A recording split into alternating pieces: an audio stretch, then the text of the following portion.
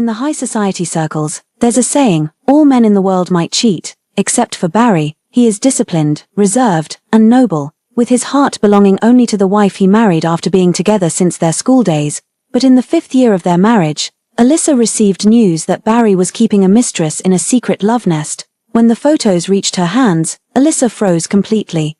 Because the object of his hidden affection was not a bright and vibrant 18-year-old girl, nor an outstanding career woman, but a divorced breakfast shop owner, ordinary in both background and appearance, and even 3 years older than Barry. Yet Barry's gaze when he looked at her was filled with deep, bone-deep love and tenderness. At 9 in the evening, Barry returned home, still wearing that aloof and ascetic demeanor, dressed in a suit and leather shoes, meticulous as ever.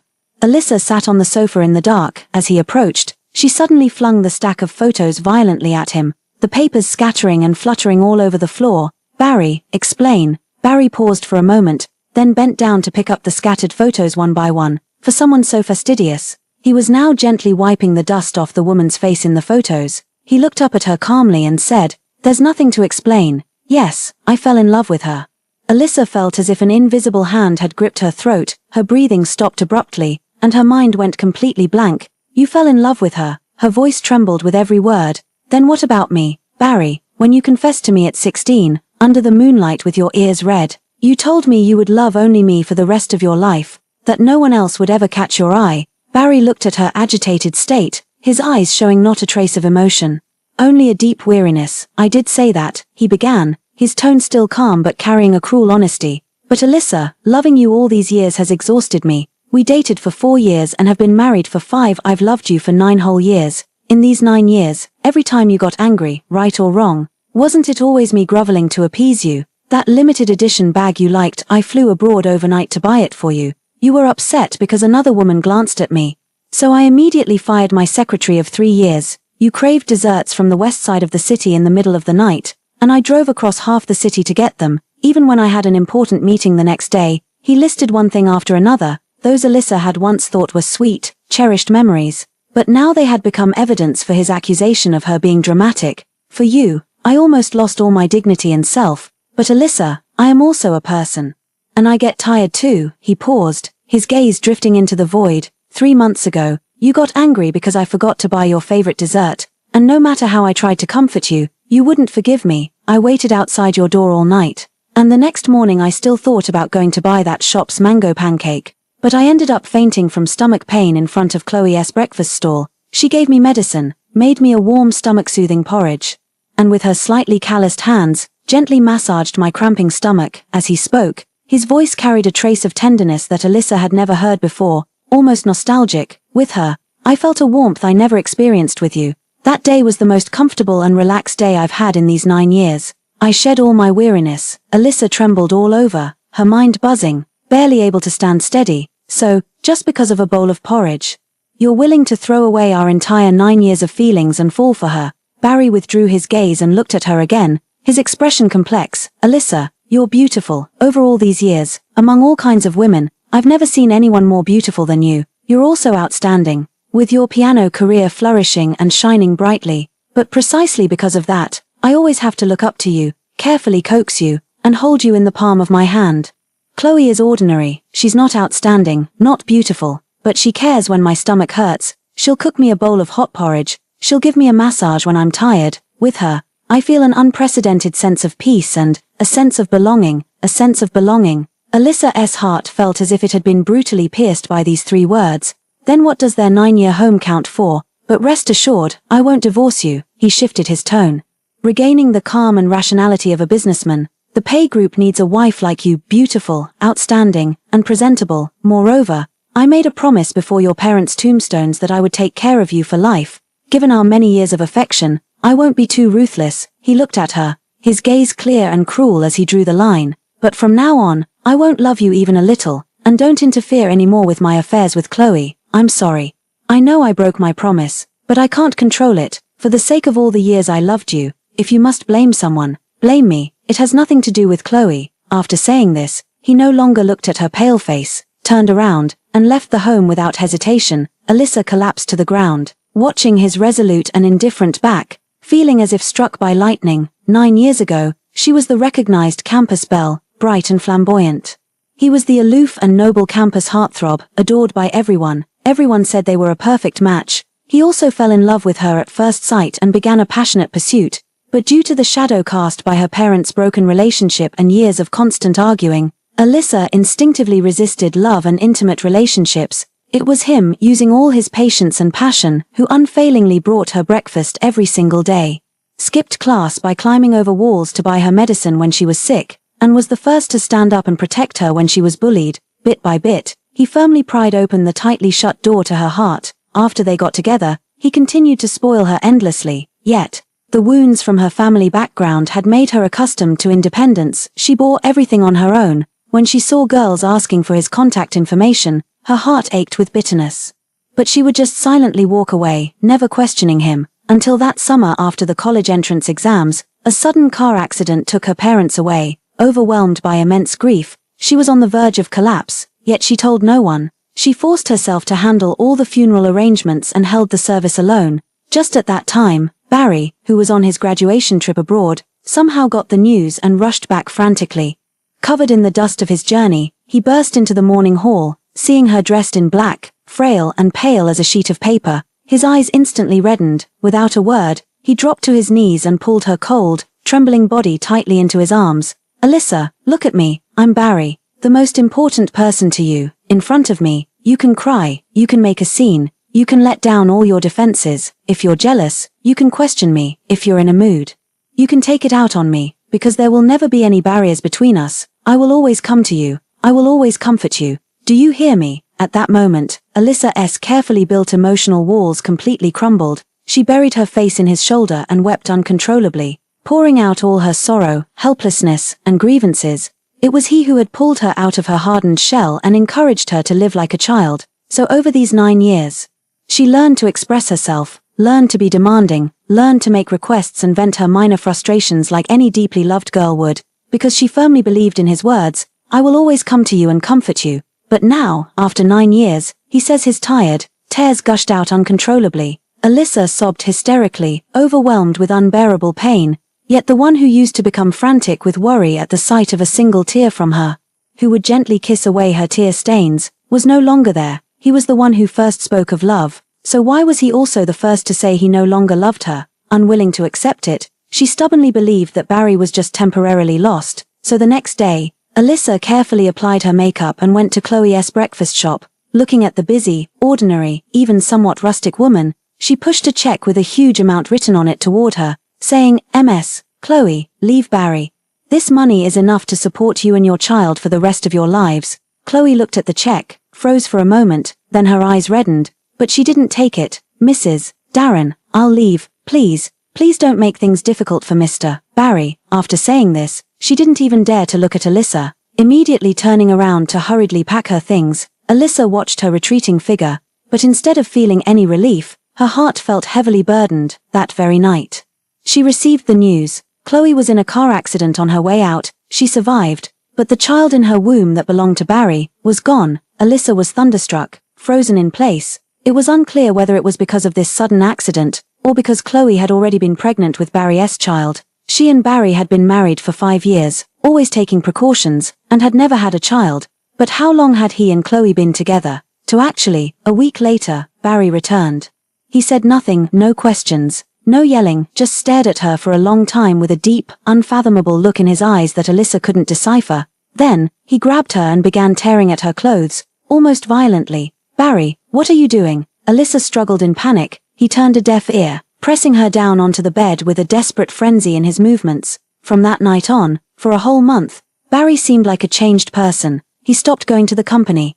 Chloe was completely ignored, and he only clung to Alyssa day and night, constantly demanding her, multiple times a day, almost without pause, with a sense that bordered on self-abuse and punishment. Alyssa, her body couldn't withstand it, and her heart felt even more humiliated. Yet a hope sprouted from the depths of her being. Perhaps he was just in too much pain. Perhaps he had already sobered up and wanted to use this method to forget Chloe and return to how things were with her. And so, she endured silently, even cooperating with him, until that day, she experienced a violent bout of vomiting and felt a vague unease in her heart. She secretly went to the hospital for a checkup, and the result turned out to be she was pregnant. Alyssa gently touched her still flat stomach. a glimmer of hope rising in her heart. Perhaps this child could save their marriage, but she never expected that after she told him, the anticipated ecstasy did not appear. Barry looked at the paper.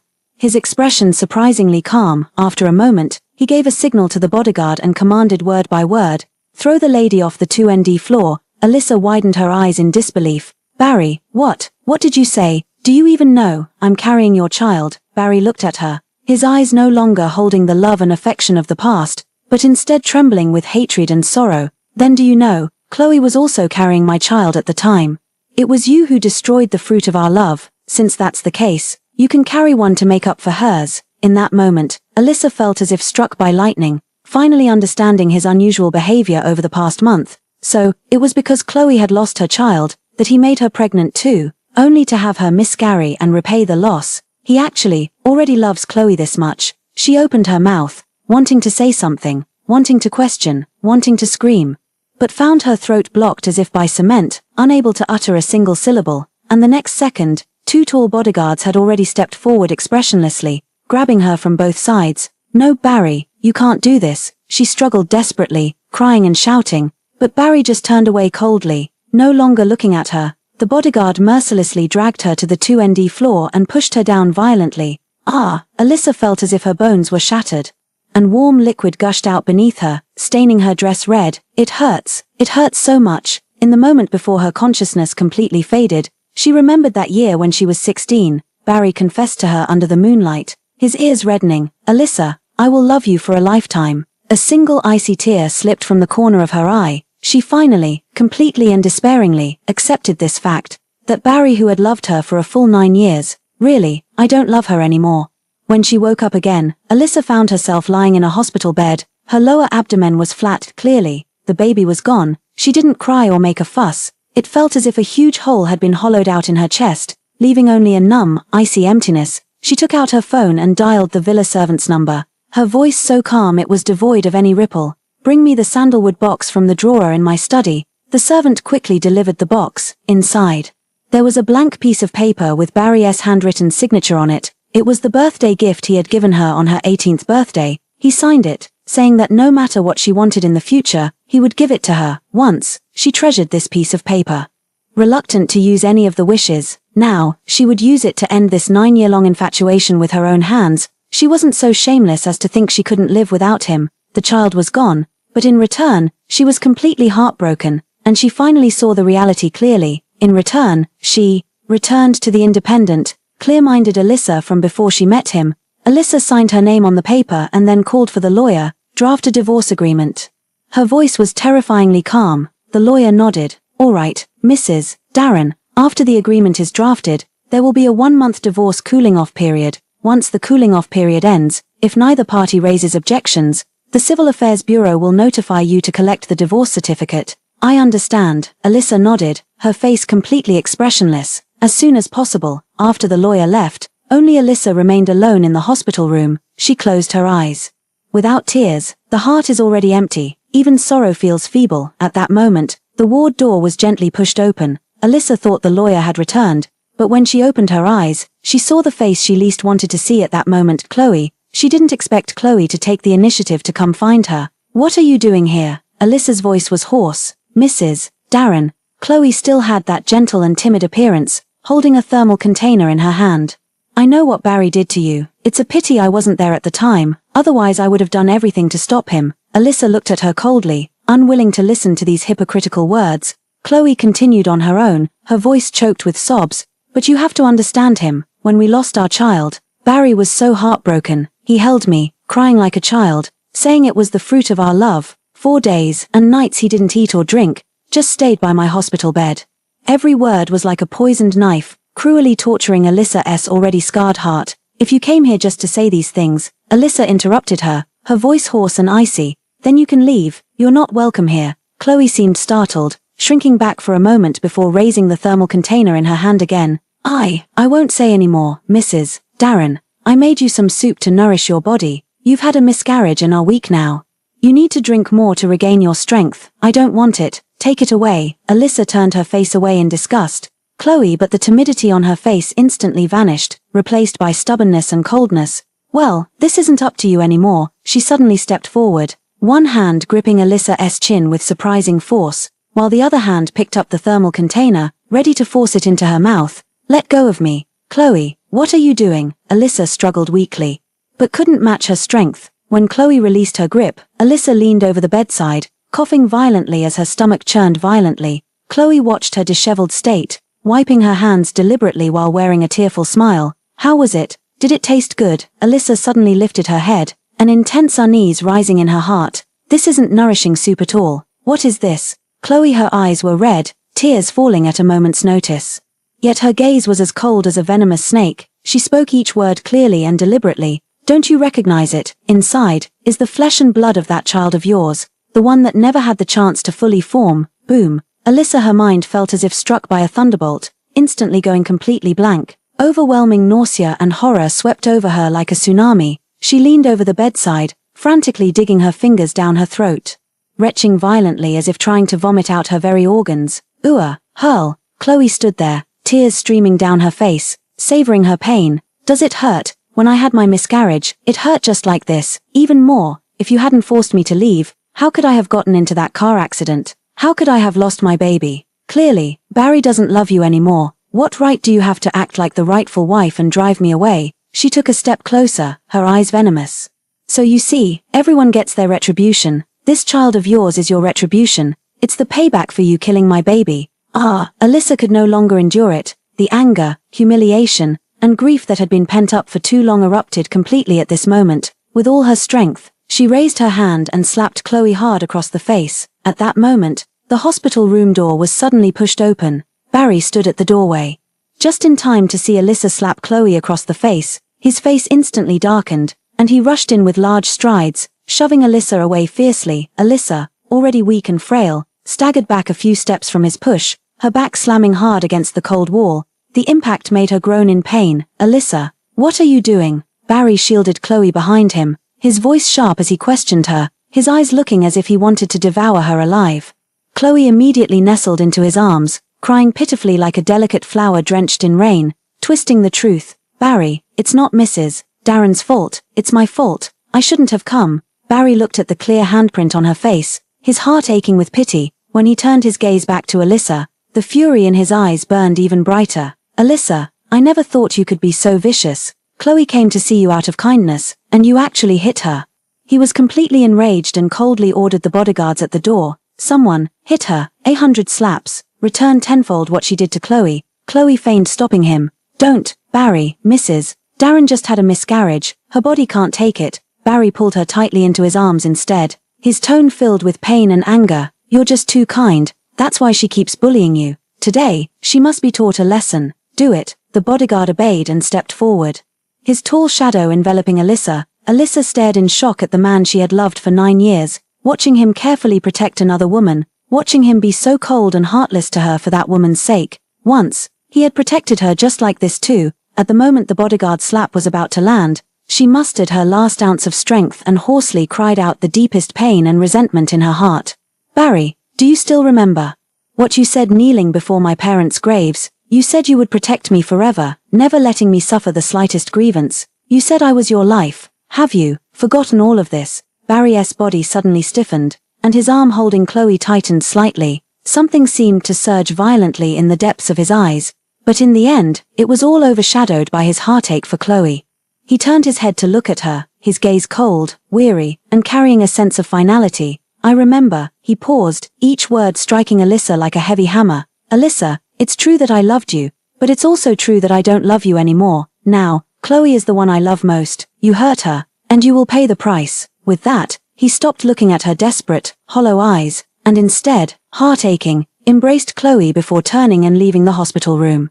The heavy hospital door shut out the sight of his departing figure, completely cutting off the last light in Alyssa's life. Slap. The first heavy slap landed on her face, stinging sharply. Then came the second, the third. She no longer struggled, nor did she question, like a broken doll. Enduring this humiliating punishment, 100 slaps, they shattered her 9 years of deep affection, shattered all her illusions, and shattered her last faith in love. When it was all over, she collapsed to the ground, violently spitting out a mouthful of bright red blood. She stared at the piercing red and suddenly let out a low, bitter laugh, the sound both shrill and desolate. "Barry, Barry, Those who betray true hearts shall swallow 10,000 needles. Alyssa spent another week in the hospital. During that week, she moved like a soulless puppet, eating on schedule, taking her medicine, and undergoing treatment. She doesn't cry, doesn't fuss, and barely even speaks. When the nurse comes to change her bandages, she obediently lies down. When the maid brings her meals, she mechanically puts the food in her mouth, unable to taste anything. The gaping hole in her heart seems to have been filled with a cold numbness. On the day she was discharged, the weather was unbearably gloomy, with dark clouds pressing down, making it hard to breathe. Alyssa handled her own discharge procedures and was standing at the hospital entrance about to call a taxi when a familiar black Rolls-Royce slowly pulled up in front of her. The car window rolled down, revealing Barry's cold and noble profile, and in the passenger seat sat Chloe. Alyssa's footsteps halted, her blood seeming to freeze in an instant. Barry's gaze swept over Alyssa's pale, thin face, his brow furrowing almost imperceptibly before returning to indifference. He instinctively reached out, pulling Chloe closer to him in a thoroughly protective gesture. "Get in the car." His voice held no warmth, much like the dreadful weather. Alyssa stood motionless, her nails digging deep into her palms. Chloe spoke softly and weakly. "Mrs. Darren, please get in the car quickly. It's windy outside. I begged Barry to come pick you up. I know, there have been many misunderstandings before. I hope you won't blame Barry." Barry glanced at Chloe upon hearing this, his expression softening slightly, but when he turned back to Alyssa, his gaze hardened with an unyielding coldness. "If Chloe hadn't repeatedly persuaded me, I wouldn't have come. Alyssa, I've told you before, Chloe is my bottom line. Look at how she treats you, and then how you treat her. Just focus on being Mrs. Darren and stop trying to hurt her. Be a good Mrs. Darren." Alyssa let out a bitter laugh. She didn't want to say anything, nor did she want to have any further involvement with this man. She walked around the front of the car, intending to leave. "Alyssa." Barry pushed the car door open and got out, grabbing her wrist with such force that it made her frown. "Have you had enough of this tantrum? Get in the car." His tone was filled with impatience, as if all her resistance was nothing but unreasonable fuss. Alyssa struggled briefly, but he was holding her too tightly, having just been discharged from the hospital.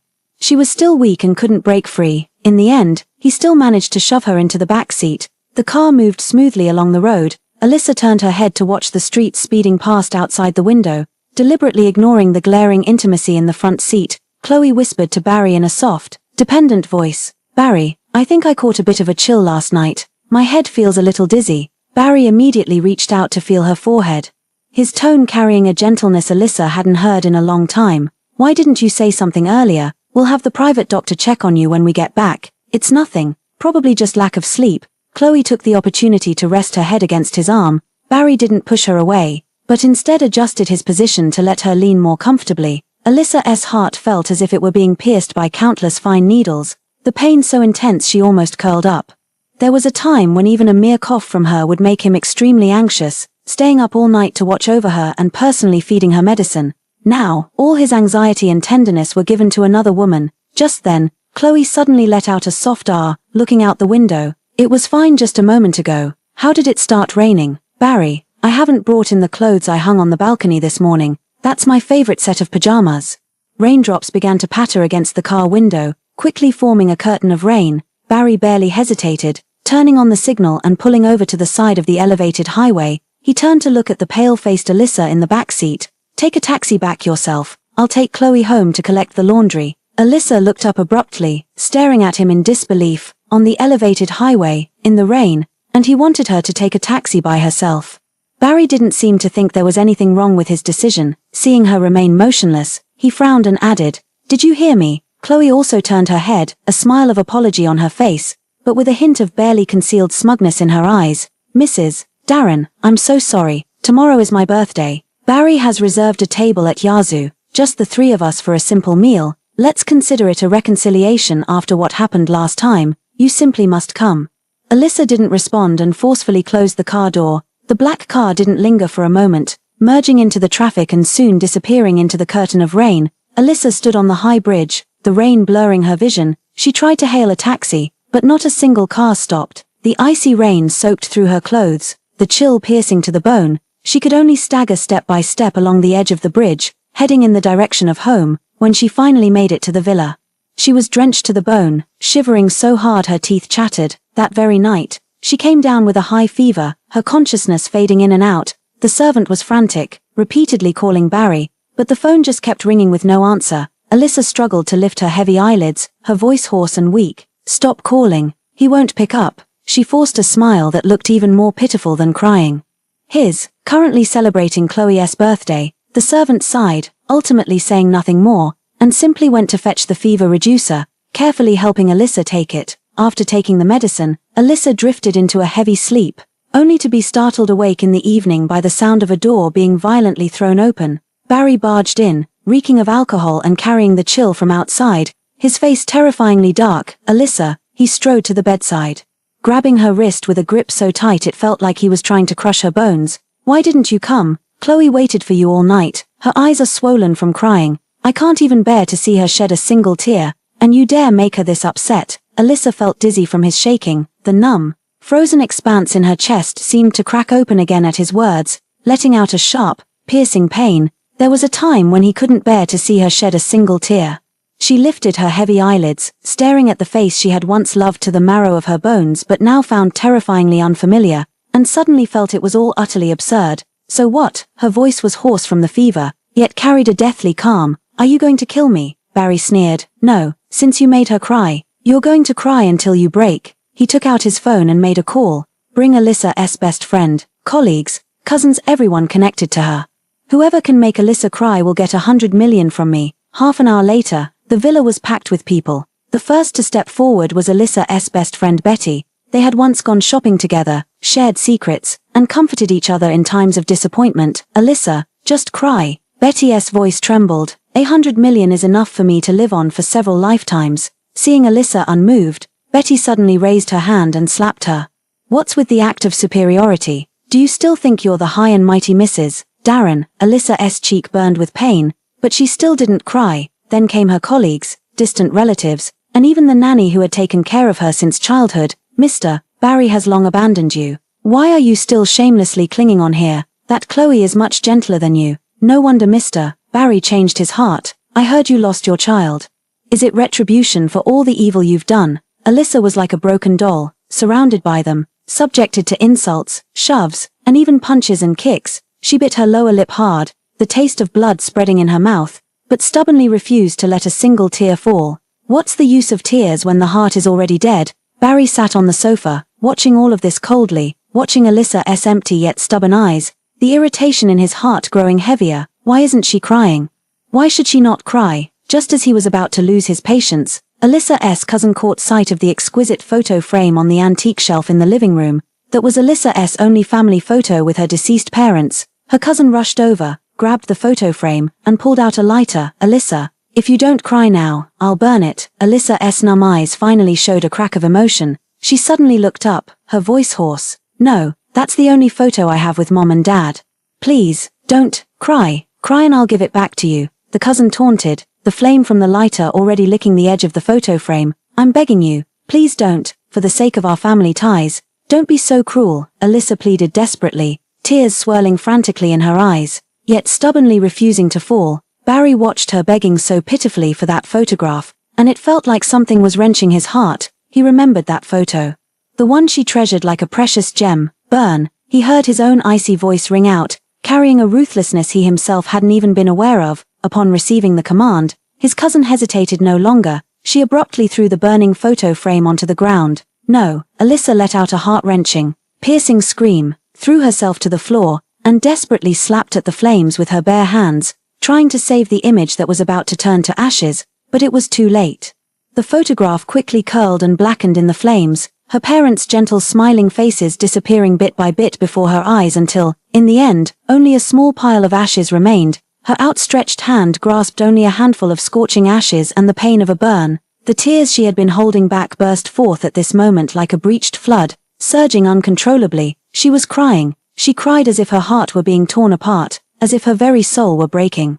As though she were pouring out every tear she would ever shed in her lifetime. Barry looked at her curled up on the ground, trembling and crying uncontrollably, but he felt no satisfaction. Instead, it felt as if something was stuck in his chest, leaving him suffocated and restless. He watched her fingers, red and blistered from desperately trying to smother the flames with her bare hands, and instinctively wanted to step forward, yet his feet seemed nailed to the spot. In the end, Alyssa succumbed to overwhelming grief and physical exhaustion, Completely losing consciousness, still suffering from a high fever and now subjected to such intense emotional shock, Alyssa slipped into unconsciousness from which she would never wake. In a daze, she heard Barry shouting, "Call the doctor." Then, at some point, Chloe appeared and gently stopped him, saying, "Barry, there's no need to call a doctor. My family has a folk remedy that can wake her up immediately, trust me." But everyone needs to step away. Alyssa sensed that everyone had left the room. Then, a sharp pain shot through her back. Struggling to open her eyes, she realized it was Chloe scraping her back with a blade. Alyssa struggled desperately in pain. Chloe held her down firmly. "Don't move. This gua sha is a traditional remedy from my hometown. If you want to recover sooner, bear with it." Whose gua sha uses a blade? Alyssa was sweating cold from the pain, struggling even more intensely. This wasn't gua sha at all, this was death by 1,000 cuts. She gathered her last bit of strength and suddenly pushed Chloe away. Chloe, caught off guard, let out a cry as she fell to the ground. At that moment, Barry rushed in. "Alyssa." Barry quickly stepped forward, helping Chloe up with a pained expression, his eyes burning with anger as he looked at Alyssa. "You were the one who made Chloe upset in the first place. Despite the past, Chloe took the initiative to treat your illness. And this is how you repay her. You're utterly unreasonable." Alyssa was in too much pain to speak, and could only stare at him fiercely. Chloe nestled in Barry's arms, her eyes brimming with tears. "Forget it, Barry, Mrs. Darren is probably just too upset." "I don't blame her, no," Barry said, his heart aching. "She must apologize to you." He turned to Alyssa and commanded, "Alyssa, apologize to Chloe." Alyssa gritting her teeth, she stubbornly turned her face away. Barry enraged by her attitude, he coldly ordered the bodyguard at the door, "Make her apologize." The bodyguard immediately stepped forward. One of them kicked Alyssa hard behind the knee, and she cried out in pain, uncontrollably falling to the ground with a thud. The other roughly pressed down on the back of her neck, forcing her to kowtow in the direction of Chloe. Bang! Her forehead hit the floor with a dull thud. Chloe exclaimed, "No, Barry, that's going too far." Barry seemed not to have expected the bodyguard to act so decisively either. A flicker of complex emotion passed through his eyes, but upon seeing Chloe looking wronged, that emotion was quickly suppressed. He pursed his lips, his tone cold and firm. "She's been proud for too long. Only this way will she learn her lesson and not bully you in the future. All right, don't worry about her anymore. She has a doctor here. You go back and rest." Chloe shook her head, putting on a kind and considerate expression. "After all, Mrs. Darren ended up like this indirectly because of me. I can't rest easy, so I should stay and keep her company," Barry said helplessly. "Then you go rest in the lounge. I'll go buy your favorite pastries for you." He put his arm around Chloe, turned, and left. From beginning to end, he didn't spare another glance for Alyssa, who was kneeling on the ground with a bruised and swollen forehead. Alyssa lay on the ground. The pain in her forehead and the pain in her arm were nothing compared to the death of her heart. She watched their departing figures walking side by side, overlapping with the memory of the 16-year-old boy who had sworn to protect her forever, only to shatter into dust. There was no going back, never to return again, soon. The doctor came to treat her wound. Due to the pain and fever, Alyssa drifted back into a drowsy sleep. The evening had grown completely dark. Alyssa was sleeping fitfully when she was suddenly jolted awake by thick smoke, her ears filled with chaotic screams and the sound of running footsteps. "The hospital is on fire. Run!" Her heart jolted with alarm. Gritting her teeth against the weakness and pain in her body, she struggled to get up, opening the ward door. She saw the corridor filled with billowing smoke and raging flames. Panicked people were surging towards the stairwell. Alyssa immediately stumbled along with the crowd as they rushed out. At the stairwell, she ran into Chloe, who was also fleeing for her life. In the chaos, Chloe tripped over something underfoot. Instinctively, she grabbed Alyssa's arm, and both of them lost their balance, screaming as they tumbled down the stairs together. A sharp pain shot through her, and Alyssa felt her vision go black, nearly passing out once more. When she managed to lift her head with difficulty, she realized they had landed on a relatively enclosed landing. The only exit was blocked by fallen, burning debris. The smoke grew thicker, the fire was spreading. Chloe seemed to have injured her foot and was quietly sobbing nearby. Alyssa tried to push aside the debris blocking the way, but her body was too weak to move it. The thick smoke made her cough violently, and her consciousness began to blur. Just as she thought she would die here, she faintly heard the voices of rescuers outside, along with a man's anxious voice, one that was etched into her very bones. "Sir, the fire inside is too intense. It's too dangerous. You can't go in. Let me go. My loved one is still in there, Barry." The next moment, she saw Barry charging through the thick smoke and flames, rushing in recklessly. His eyes searched frantically. Then, fixed on Chloe, without hesitation. He rushed over, scooped Chloe up into his arms, his voice filled with the relief of having found her again and lingering fear. "Chloe, don't be afraid, I'm here," from beginning to end. His gaze didn't linger for even a moment on Chloe, nor on Alyssa, who lay nearby, equally on the brink of death, holding Chloe. He turned to leave. Alyssa watched his resolute retreating back, an overwhelming coldness and despair spreading through her, however. Barry had only taken 2 steps when Chloe weakly whispered something in his ear. Barry paused mid-step, hesitated for a moment, and actually turned back, just as Alyssa was clinging to her last absurd shred of hope. He didn't even glance at her, instead quickly fumbling around where Chloe had fallen earlier, picking up a scorched corner of a protective charm. It was something Chloe had always worn close to her body. "So, it was for this. Ha ha, ha ha ha," Alyssa laughed. Amidst the thick smoke and flames, laughing until tears streamed down her face. Once, when she accidentally cut her finger, he would fret for half the day, carrying her and rushing all the way to the hospital. Now, she was trapped in the sea of fire, on the brink of death. Yet he had come only for another woman and that woman's protective charm. Barry found the protective charm, picked up Chloe once more, and rushed out of the fire without looking back, at the very moment their figures vanished.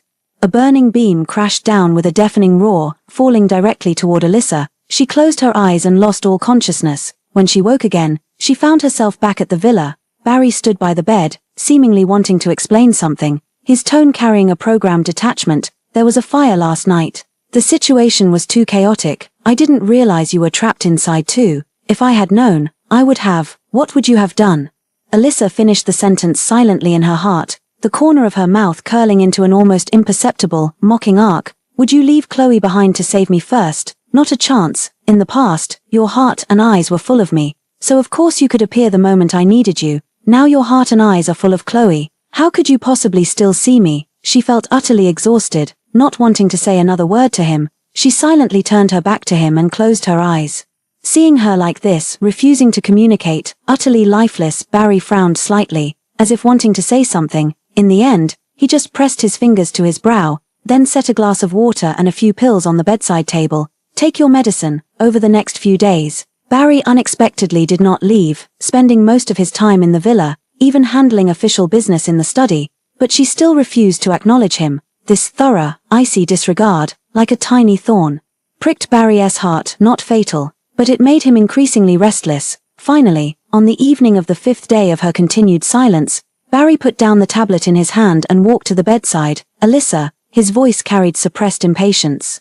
"What exactly are you angry about?" Alyssa continued to stare out the window, showing no reaction. Barry's patience seemed to have run out. He reached out, somewhat forcefully turning her shoulders to make her face him. "Look at me. I told you, the one I love now is Chloe. In that kind of dangerous situation, it was only natural for me to prioritize her safety. What exactly are you sulking about?" Alyssa then slowly raised her eyes, looking at him calmly. It was this very calmness that made Barry's heart inexplicably flutter, and that nameless anger grew even stronger. Yet it felt like punching cotton, nowhere to land a blow. He stared at her for a long moment before finally releasing his grip, as if tired of this one-man show, and wearily pressed his fingers to his brow. "Since you're fine, there's no need for me to waste any more time here. The company has plenty of important matters to attend to." With that, he turned and left the bedroom without a hint of hesitation. Only after the door was completely closed, Alyssa whispered softly, almost inaudibly, "Barry, I'm not angry, I've given up. So, for you, there are no more expectations, nor any resentment." In the days that followed, Barry indeed did not appear again. Alyssa's world seemed to fall silent all at once. She quietly nursed her wounds, quietly ate her meals, quietly watched the clouds gather and disperse outside her window. Occasionally, she would pick up her phone and inevitably see Chloe's social media updates.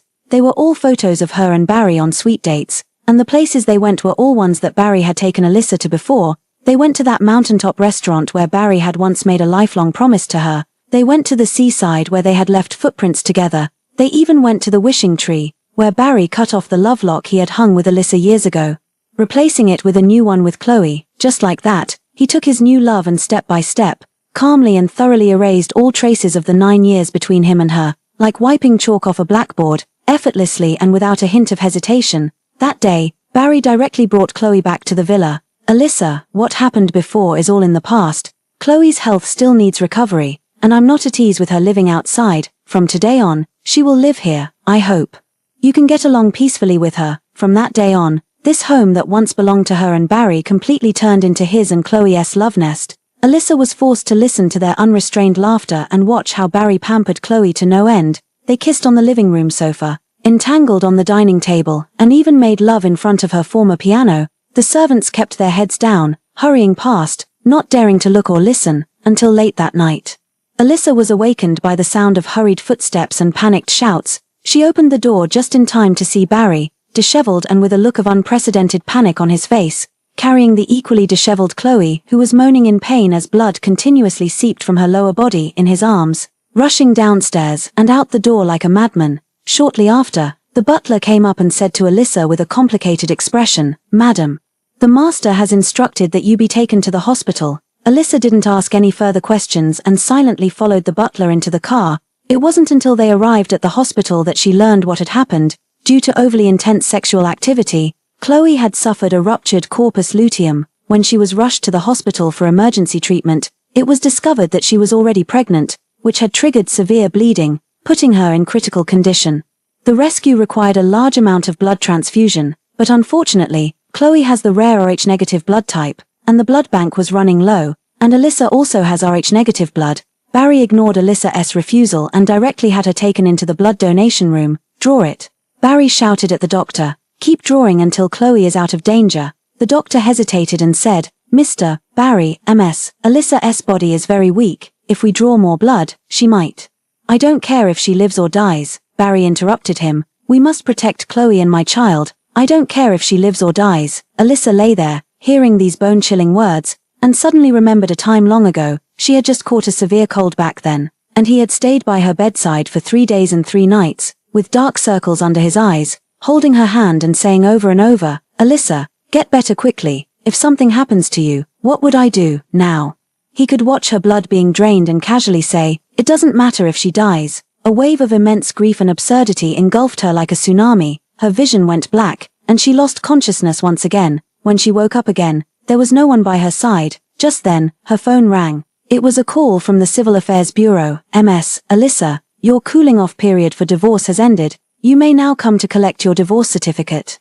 Alyssa staggered to her feet and walked out of the hospital room. As she passed Chloe's room, she saw Barry leaning over Chloe's belly, his face filled with the joy of an expectant father. The way they nestled together stung her eyes, but her heart had already gone numb. Without a word, she turned and walked away. After getting the divorce certificate, Alyssa returned to the villa to pack her belongings. Actually, she didn't have many things that belonged to her. Most of the jewelry, bags, and fancy clothes Barry had given her, she didn't take a single piece. While organizing the bottom drawer of the desk, she felt a hard box. When she opened it, there was a thick stack of love letters. All of them were Barry written to her in his youth. "Alyssa, today I saw you talking to a boy from the next class, and I was so jealous I almost went crazy. You are mine, and only mine, Alyssa. After I graduate, we'll get married. I want to give you the grandest wedding. So the whole world knows that you, Alyssa, are my wife, Barry's wife. Darling, today is the 999th day we've been together. Loving you is the most correct and happiest thing I've ever done in my life. We will be together forever, growing old side by side." She read through them one by one, not shedding a tear, only her fingertips trembling slightly. She stood up and looked around the carefully decorated home. They had cooked together here, watched movies together, and planned their future together. He had held her on the living room sofa, telling her she was his whole world. They had embraced each other in the bedroom, vowing to grow old together. Now, it all felt like a mockery. Alyssa stood at the doorway with her suitcase, and finally, she lit the lighter and threw it toward the curtains.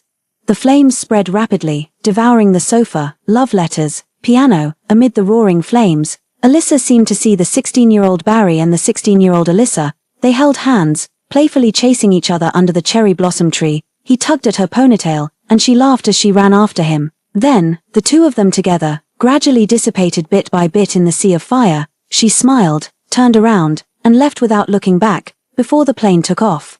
She logged into Twitter and posted her final update. "At 16, you said you'd love me for a lifetime. At 20, we got married, and you swore eternal loyalty before the priest. At 25, you fell in love with someone else. Today, we're divorced. You can take back your vows, and I'll take back my heart. From now on, I'm no longer the Mrs. Darren you tricked into coming home, just Alyssa." At Barry, message sent. She turned off her phone, pulled out their SM card, and casually tossed it into the cleaning bag in front of her seat. Alyssa's brief tweet was like a massive rock thrown into a calm lake, instantly stirring up towering waves. At 16, you said you'd love me forever. At 20, we got married, and you vowed eternal loyalty before the priest. At 25, you fell in love with someone else. Today, we're divorced. You can take back your vows, and I'll take back my heart. From now on, I'm no longer the Mrs.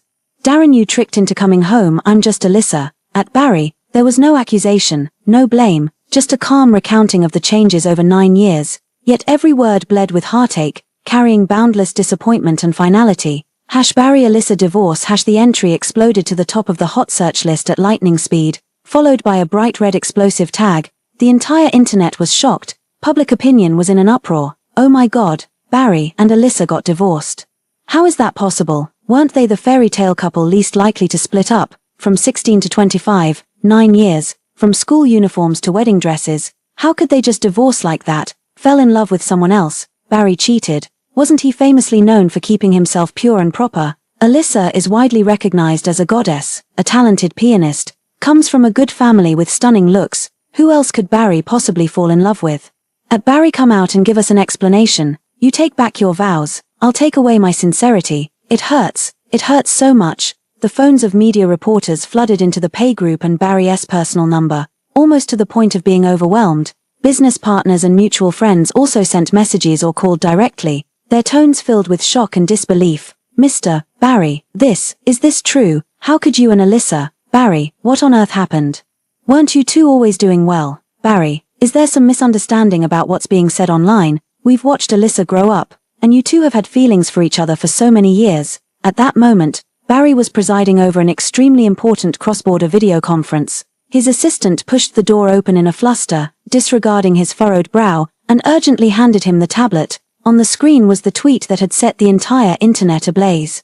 Barry's gaze fell on the words, his pupils abruptly contracting. His first reaction was one of unbelievable fury. How dare she announce the divorce unilaterally? Who gave her the nerve? Besides, without his signature, how could the divorce procedures possibly be completed? He abruptly stood up, ignoring the stunned executives on the other end of the video call, and snapped at his assistant. Meeting adjourned. Then he quickly walked out of the conference room, pulling out his phone as he went, his fingers trembling almost imperceptibly as he dialed the number he knew by heart. Sorry, the number you have dialed is not in service. The cold, electronic female voice was like a bucket of ice water, drenching him to the bone. A disconnected number. She even cancelled the number. An intense feeling of unease and loss of control instantly seized him. He immediately drove like a madman back to the villa. However, what met his eyes was not the warm lights of the past, but a charred ruin ravaged by a great fire. Broken walls and debris lay everywhere, and the air was still thick with the pungent smell of smoke.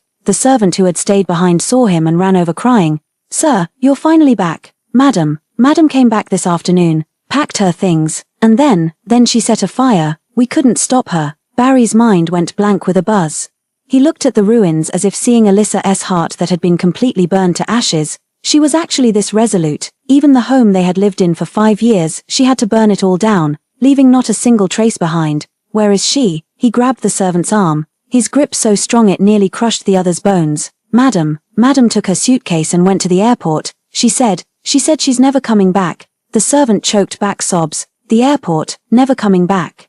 Barry immediately sent someone to check the flight information while using his connections to inquire about divorce registration records. The feedback came quickly. Alyssa's flight had taken off hours ago, with Europe as the destination, and the divorce registry records show that the divorce procedures were completed several days ago, with the wife using a legally binding blank authorization document signed by the husband years earlier. Barry stood frozen in place, his entire body turning cold. The blank document, it was a promise he had given her back when he loved her deeply, representing unlimited trust and affection. She had always treasured it, reluctant to use it. To think that the first time she used it was to end their marriage, a sense of being completely stripped away, of being unilaterally declared out of the game, and a surge of uncontrollable anger gnawed at his heart like a venomous snake. How dare she? How could she be so resolute? Just as his mind was in turmoil and his anger burned, the hospital called. It was the nurse taking care of Chloe. Mr. Barry, MS. Chloe is very emotionally unstable, and there are fluctuations in the fetal condition. Could you come over? Barry irritably rubbing his temples. Barry suppressed the complex emotions surging in his heart and had to rush to the hospital once again. In the hospital room, Chloe had clearly seen the news as well. Her face was pale, her eyes red-rimmed. When she saw him enter, she immediately leaned weakly into his embrace, her voice trembling with tears and cautious probing.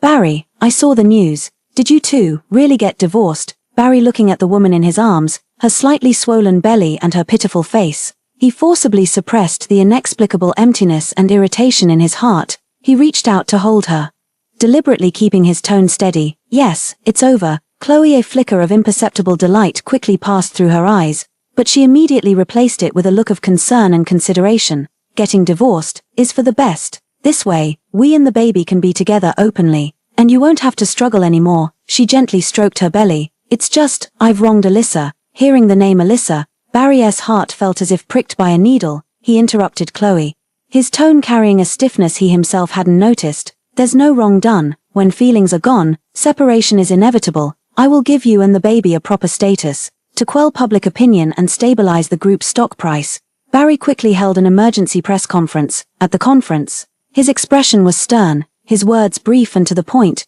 consisting of only one short sentence: "I, Barry, and Ms. Alyssa, due to irreconcilable differences, have peacefully dissolved our marriage after careful consideration. Thank you for your concern, and we will not be making any further comments on this matter." Peacefully dissolved, irreconcilable differences. These 4 words formed a sharp contrast with the statement "fell in love with someone else" on Alyssa's Twitter, sparking more speculation and discussion. But Barry used forceful means to suppress all unfavorable reports, steering public opinion toward the narrative of incompatible personalities, peaceful separation. After being discharged from the hospital, Barry took Chloe to the newly prepared villa located in a top luxury residential area. Everything here was brand new, decorated in the cozy style that Chloe liked, with not a single trace of Alyssa left behind. Chloe was indeed as domestic and homely as he had once hoped. She would wait for him to come home with the lights on every day, serve him hot stomach-nourishing soup when he returned late from social engagements, carefully organize his clothes, speak softly, and never lose her temper. This was exactly the peaceful life he had once yearned for, completely different from the kind of relationship with Alyssa that required looking up to and carefully coaxing. For some reason, Barry always felt that this huge villa was empty, as if something was missing. The ever-present silence, instead of bringing peace, made him feel an inexplicable oppression and boredom, especially when he was handling official business late at night in the study, staring at the computer screen. As if possessed, he actually typed the 3 characters Alyssa into the search bar. The webpage instantly displayed a flood of news and old stories related to her. Among them, a vlog video meticulously edited by CP fans titled 9 Years, From School Uniforms to Wedding Dresses. The love we believed in all those years was pushed to the top. He instinctively clicked the play button. The video captured the 9 years between him and Alyssa.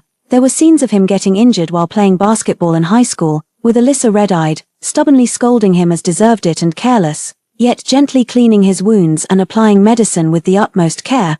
There was the time he won the university speech competition, and she watched him from the audience, her eyes filled with pride and starlight, even brighter than the stage lights. There were their secret dates, when he made her giggle uncontrollably, and she would playfully hit his shoulder with such liveliness. There was their wedding day, when she said "I do" before the priest, a tear of happiness slipping from the corner of her eye, and countless everyday moments, her focused profile as she played the piano, her quietness curled up on the sofa reading a book, the little expression when she pretended to be angry because he forgot their anniversary, only to break into a smile when he gave her a gift. The video's soundtrack is melancholic and heartfelt, and the comments below are even more poignant. 9 years. How many 9-year periods does one have in a lifetime? From school uniforms to wedding gowns. Did they ultimately lose to reality? Barry ended up falling for someone else. Could they possibly be better than Alyssa?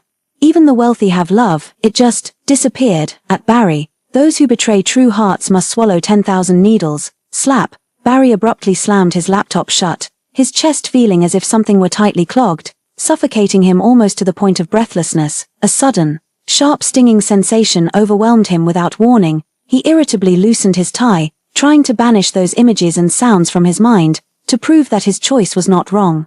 And to give Chloe a proper status, Barry started bringing her to some business banquets. However, the very first appearance was fraught with mishaps. Chloe had never experienced such a grand occasion before and was so nervous that she was at a loss. When facing an important overseas client, She accidentally spilled the red wine in her hand onto the other party's expensive suit. She panicked, stammering apologies with crude and inappropriate words, drawing sidelong glances from those around her. And the client's face turned very unpleasant. Barry had to suppress his displeasure, frequently stepping forward to smooth things over and apologize. Feeling utterly exhausted throughout the entire process, he could clearly sense the peculiar gazes and hushed whispers from those around him. Mr. Barry, this new flame, compared to the former Mrs. Darren, is truly, sure, keep your voice down, it's like comparing heaven and earth. Ms. Alyssa was the belle of the ball back in the day. With impeccable poise and eloquence, this one is simply not fit to be seen in public. These whispers, like fine needles, pierced Barry's ears and stabbed at his heart. That evening, a few childhood friends who couldn't stand to watch any longer invited him out for drinks. After a few drinks, one of his buddies couldn't hold back and slammed the table, speaking bluntly, "Ali, have you lost your damn mind? For a woman like that, you gave up Alyssa. Alyssa is what kind of person? She's the pearl of our circle, would be afraid to drop her if we held her, afraid to melt her if we kept her in our mouths. She has the family background, the looks, the talent, and she treated you beyond well. What is this one you have now? She's not even fit to be called a fish-eye pearl." Barry slammed his glass down on the table, splashing liquor everywhere. His face was dark and menacing as he snapped, "Shut up. Don't you dare talk about Chloe like that. She's pure and kind-hearted. Far better than those high society princesses. My life is none of your business. If you say another word like that, we're done as friends." His friends were stunned by his fierce reaction. They exchanged uneasy glances, sighed, and ultimately fell silent. But Barry knew deep down that his friend's words had planted a seed of doubt that was taking root in his heart.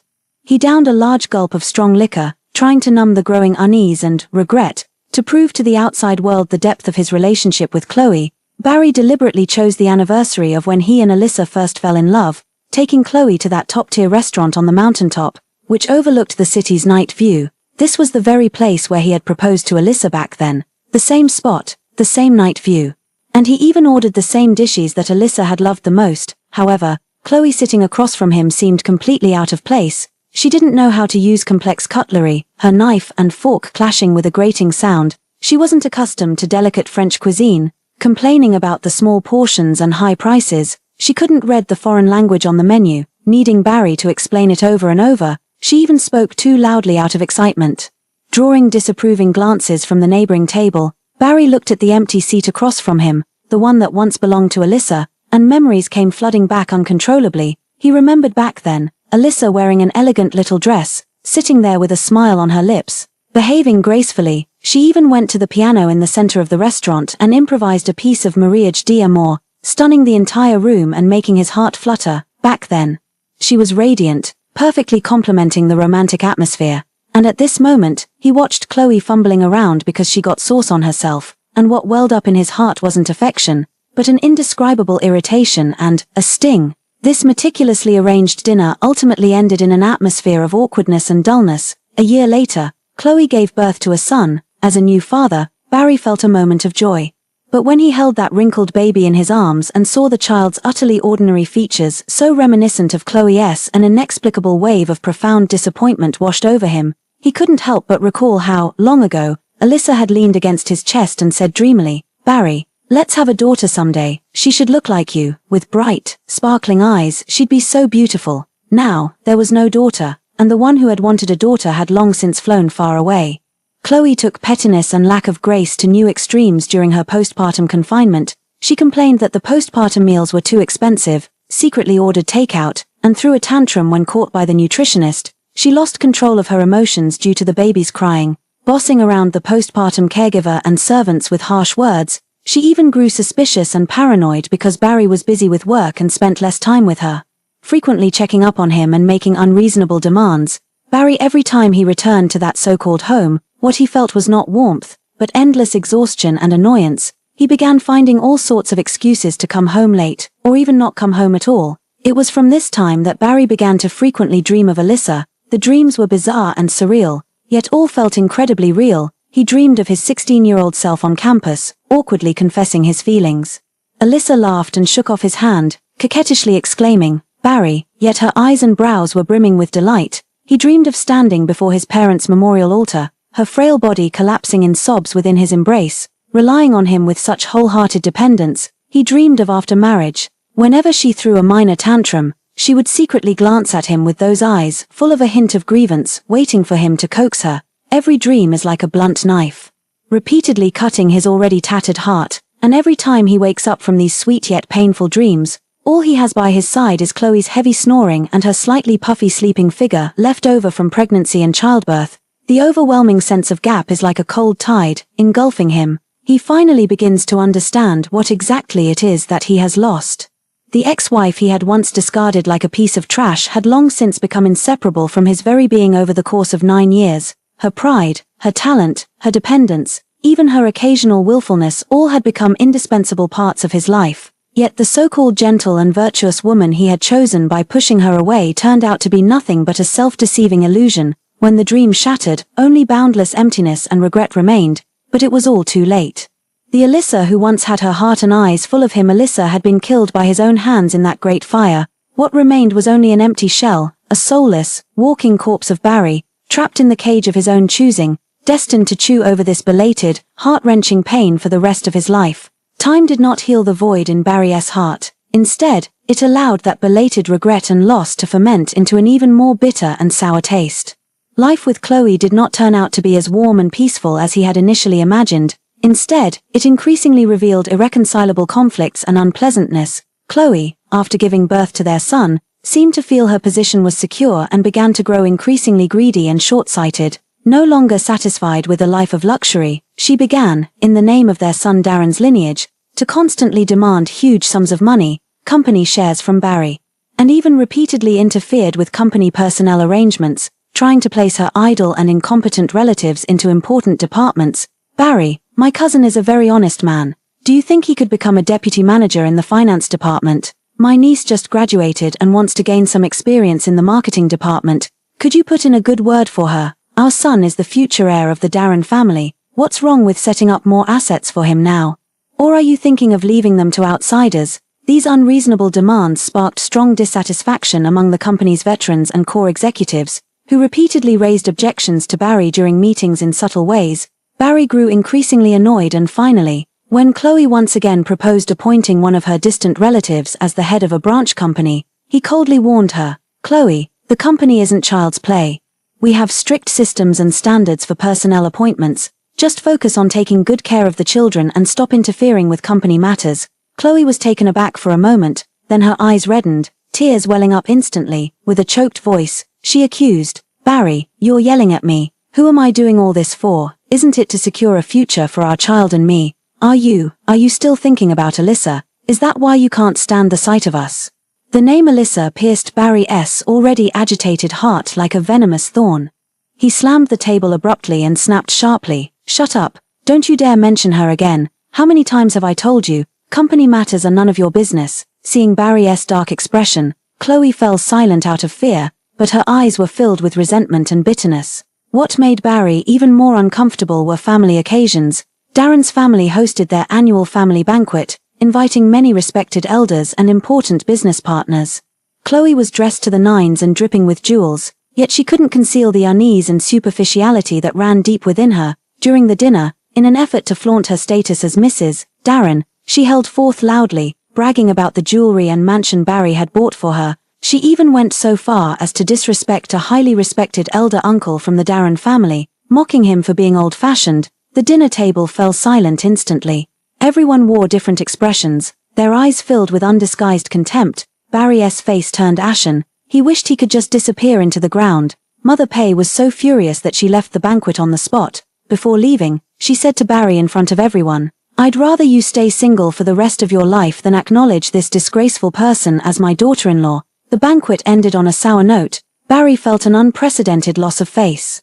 The sense of shame brought by his partner was something he had never experienced when he was with Alyssa. Alyssa came from a prestigious family, was elegant in demeanor, and articulate in speech. She could bring him honor in any situation, unlike now, where he had become the laughingstock of the entire social circle. When it rains, it pours. The Pay Group was currently facing an extremely challenging cross-border cooperation project. The client's representative was notoriously picky, with exceptionally high demands for the partner's corporate culture, artistic taste, and public image. In the past, Projects requiring such high aesthetic standards and communication skills were mostly handled by Alyssa behind the scenes, either by providing advice or personally negotiating. With her profound artistic cultivation and elegant approachability, she always managed to skillfully resolve difficulties. Now, the proposals submitted by the team were being torn apart as worthless.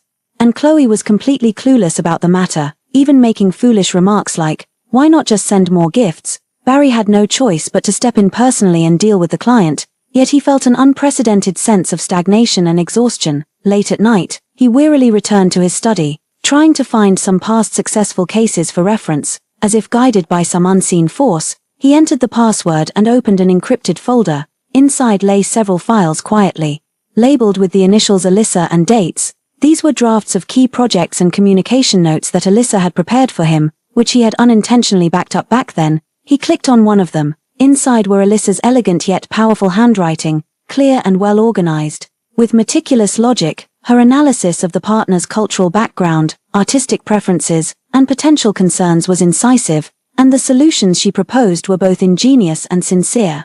Between the lines, her astonishing talent and insight shone through. He could even imagine how she had stayed up late researching, how carefully she had organized his thoughts for him. Barry looked at these documents, and his heart felt as if it were being tightly gripped by an invisible hand. For the first time, he realized with such clarity and cruelty that what he had lost was not just a wife who had once loved him deeply, but also a comrade and partner who resonated with his soul and provided immense support in his career. Alyssa's talent and brilliance never dimmed because of marriage. Instead, in those corners he never paid attention to, she silently supported him and the pay group, and the Chloe he had chosen now. What could she give him besides taking and causing trouble? A massive wave of panic and regret engulfed him like a tsunami. He slammed the laptop shut, his chest heaving violently, cold sweat beading on his forehead. No, it can't be. He shook his head vigorously, as if trying to shake off these terrifying thoughts, and repeated to himself with near obsession, "I love Chloe. She's the one who gives me warmth and peace. Alyssa is too dazzling. Being with her is too exhausting. I'm not wrong. My choice isn't wrong." He tried to numb himself with Chloe's gentleness and obedience, but his mind uncontrollably conjured images of Alyssa's focused profile as she played the piano, her confident smile as she handled herself with ease at the banquet, and her final gaze toward him, those icy, lifeless eyes. Just then, the assistant brought in an invitation to an international music festival, along with a list of performing artists. Barry's gaze swept casually over it, then suddenly fixed on one name, Alyssa. She would be holding a solo piano recital at the music festival as a young pianist. The invitation featured her performance poster. In the photo, she wore a simple black dress, her makeup was exquisite, her posture was upright, her gaze was cool yet resolute, and she radiated an aura of independence, confidence, and dazzling brilliance. She formed a stark contrast with the increasingly petty and narrow-minded Chloe by his side. Barry's heart felt as if it had been struck by a heavy hammer. He stared intently at that photo, as if trying to see through the paper and glimpse the woman who had long slipped from his control.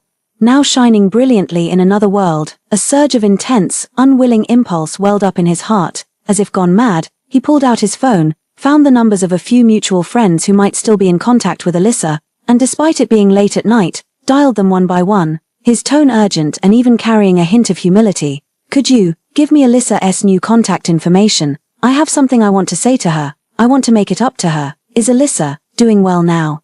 Could you pass on a message for me? Tell her I want to meet her. The divorce was too hasty back then, and I'm willing to compensate her with everything I have." However, the responses he received were, without exception, either polite refusals or immediate hang-ups. Finally, a friend, unable to bear his persistence any longer, gave him a number and said coldly, "This is the public contact number for Alyssa's studio. If you have something to discuss, contact them yourself." Barry grabbed onto this lifeline and immediately dialed the number. The call connected, and a young, calm, businesslike female voice came through. "Hello, Alyssa Studio. I'm looking for Alyssa. I'm Barry," he said urgently. There was a second of silence on the other end, then a clear but distant reply, "I'm sorry. Mr. Barry, MS. Alyssa's current work schedule is extremely full, and she has explicitly stated that she will not accept any personal communication related to you. If you have business cooperation intentions, please send an email to the studio mailbox. For other matters, please communicate through the lawyer. Goodbye." Beep, beep, beep. The dial tone sounded like a sharp slap across Barry's face. He was completely and irrevocably shut out of her world. He stood frozen in place. phone in hand, as the city's neon lights flickered outside the window, unable to illuminate the boundless desolation and darkness in his heart. Several years passed in the blink of an eye. Barry still lived with Chloe. A high-profile charity gala gathering Beijing's elite and overseas dignitaries required a female companion, so Barry had no choice but to bring Chloe along. Chloe dressed meticulously in an expensive gown and dazzling jewelry, her face unable to conceal her pride and ostentation. However, the moment she stepped into the banquet hall, her unease and superficiality were laid bare. She couldn't understand French pleasantries, couldn't figure out the complex tableware sequence, and even during a conversation with an important French brand founder, she awkwardly fell silent after failing to grasp his humorous metaphor. In the end, she loudly praised his brooch in broken English as very valuable, drawing sidelong glances and muffled laughter from those around. Barry suppressed his anger, frequently stepping in to smooth things over. Utterly exhausted both mentally and physically, he felt like a parent who had brought an unruly child to an adult party, utterly humiliated. Just as he was about to reach his limit and consider leaving early, a slight commotion suddenly arose at the entrance of the banquet hall. Everyone's gaze was involuntarily drawn in that direction. Barry also instinctively looked up, only to see Alyssa gracefully enter the venue. Arm in arm with a man of exceptional poise and elegant demeanor, she wore a sharply tailored sapphire blue velvet gown that accentuated her snow-white complexion and graceful figure. Her makeup was exquisite and appropriate, her gaze calm and confident, with a faint, composed smile gracing her lips. An aura of independence, strength, and effortless competence radiated from her, instantly making her the center of attention in the room, and the man accompanying her was extraordinarily handsome. The two conversed in low tones, their manner familiar and harmonious, appearing like a perfectly matched pair. Barry suddenly held his breath. His gaze was as if magnetically drawn, unable to tear away from Alyssa. She was so dazzling, so radiant before his eyes, more brilliant than he had ever remembered. A mix of extreme awe, intense resentment, and bitter jealousy surged wildly, pounding against his heart. Once, it was him, Barry, who stood by her side, sharing the spotlight with her, but now. Chloe also saw Alyssa. She froze for a moment, then a strong flash of jealousy and resentment crossed her eyes. She couldn't bear being so thoroughly outshone, and even less could she stand being ignored. She took a deep breath, picked up a glass of champagne, deliberately swayed her hips, and walked over to Alyssa. A fake smile spread across her face as she raised her voice pointedly. "Oh, if it isn't MS, Alyssa, it's been such a long time. You look so well, seems you've completely moved on from the past, haven't you? And this is your new boyfriend. Congratulations." Her words were dripping with insinuation and provocation, trying to draw everyone's attention to Alyssa's new romance. Instantly, all eyes in the room focused on this small corner. Barry looked grim, wanting to intervene, but it was already too late. Alyssa stopped in her tracks, her gaze calmly falling on Chloe. Her eyes held the look of someone observing an insignificant, ridiculous clown. The corners of her lips lifted slightly, forming a faint yet profoundly distant and contemptuous curve as she elegantly raised her glass. "MS, Chloe, long time no see." She paused, her gaze drifting almost imperceptibly past the livid-faced Barry beside Chloe, her voice clear and calm, yet like a sharp, flexible blade that precisely sliced open all of Chloe's shameful past and vain pretenses. "Congratulations to you too, for finally achieving your wish." The phrase got what I wished for, just 4 simple words, yet it struck like a silent thunderclap, exploding in Chloe's ears. It thoroughly exposed her past underhanded tactics, her calculated struggles for power, and her current seemingly glorious but actually awkward situation. Chloe's face instantly flushed crimson, as if she had been publicly stripped naked. Overwhelmed with shame and indignation, her mouth hung open. Yet not a single word could escape. From beginning to end, Alyssa's companion Elvis didn't even bat an eye, completely treating Chloe and Barry as if they were air. He just tilted his head slightly and said gently to Alyssa, "Alyssa, Elder Shu is over there. Shall we go say hello?" The tone was naturally intimate, as if they were longtime lovers. "All right." Alyssa smiled slightly and naturally linked arms with him. The two turned and were about to walk toward the other side of the banquet hall. The tacit understanding and compatibility between them, their complete disregard for the Barry couple, burned into Barry's heart like a red-hot branding iron. Watching Alyssa's receding figure, years of pent-up regret, resentment, jealousy, and uncontrollable rage completely shattered Barry's sanity at this moment. He rushed forward and tightly grabbed Alyssa's wrist. "Alyssa," his voice was hoarse from agitation and pain, carrying a nearly desperate plea, "let's talk, just 5 minutes.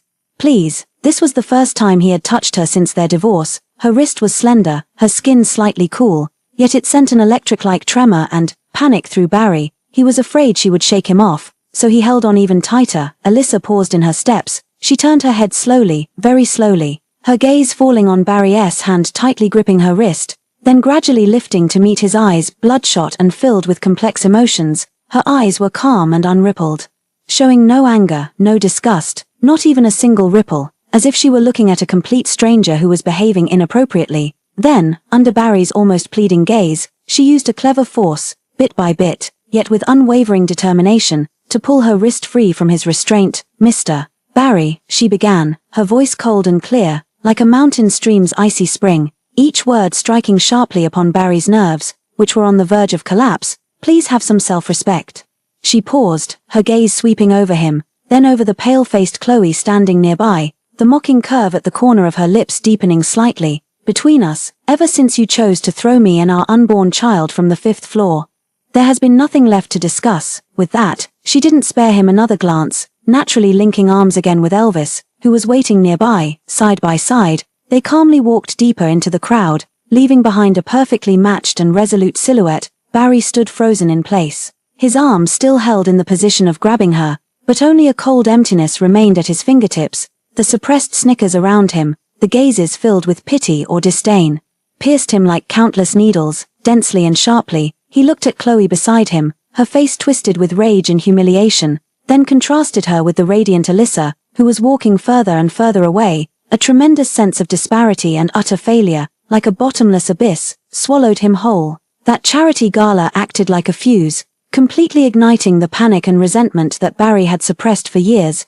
Alyssa's dazzling appearance, along with her companion who seemed perfect in every conceivable way, pierced his heart like a poisonous thorn, tormenting him day and night. Upon returning to the company, the first thing he did was to mobilize every resource and method at his disposal, sparing no cost, to investigate the man named Elvis. The investigation results were soon laid out on his desk, detailed to a startling degree. Elvis, born into an aristocratic family with profound heritage, has business interests spanning finance, art, luxury goods, and more. His wealth and influence are in no way inferior to the Pei family's. He himself is a distinguished graduate of Oxford University, holding dual doctorates in economics and art history. Not only is he a successful business leader, but he is also an internationally renowned art collector and connoisseur, with an impeccable reputation within the circle. Most importantly, his romantic history is as clean as a blank slate. There have never been any public scandals or messy relationships, making him a true top-tier eligible bachelor. Final note in the report, according to reliable sources, Elvis has launched a passionate and sincere pursuit of Alyssa, putting in tremendous effort, and Alyssa doesn't seem to be rejecting it. The two have been interacting frequently lately, with a close relationship. Slap. Barry slammed the investigation report onto the desk, leaving a shallow mark on the expensive solid wood surface. His chest heaved violently, his breathing rapid, as an unprecedented sense of panic, like an icy tide, instantly overwhelmed him. Family background, ability, wealth. This man was in no way inferior to him in any aspect, and even surpassed him in some areas, and that obvious cherishing and pursuit of Alyssa was like a mirror, reflecting his past foolishness and wretchedness. Alyssa didn't reject it, did she? Already accept it?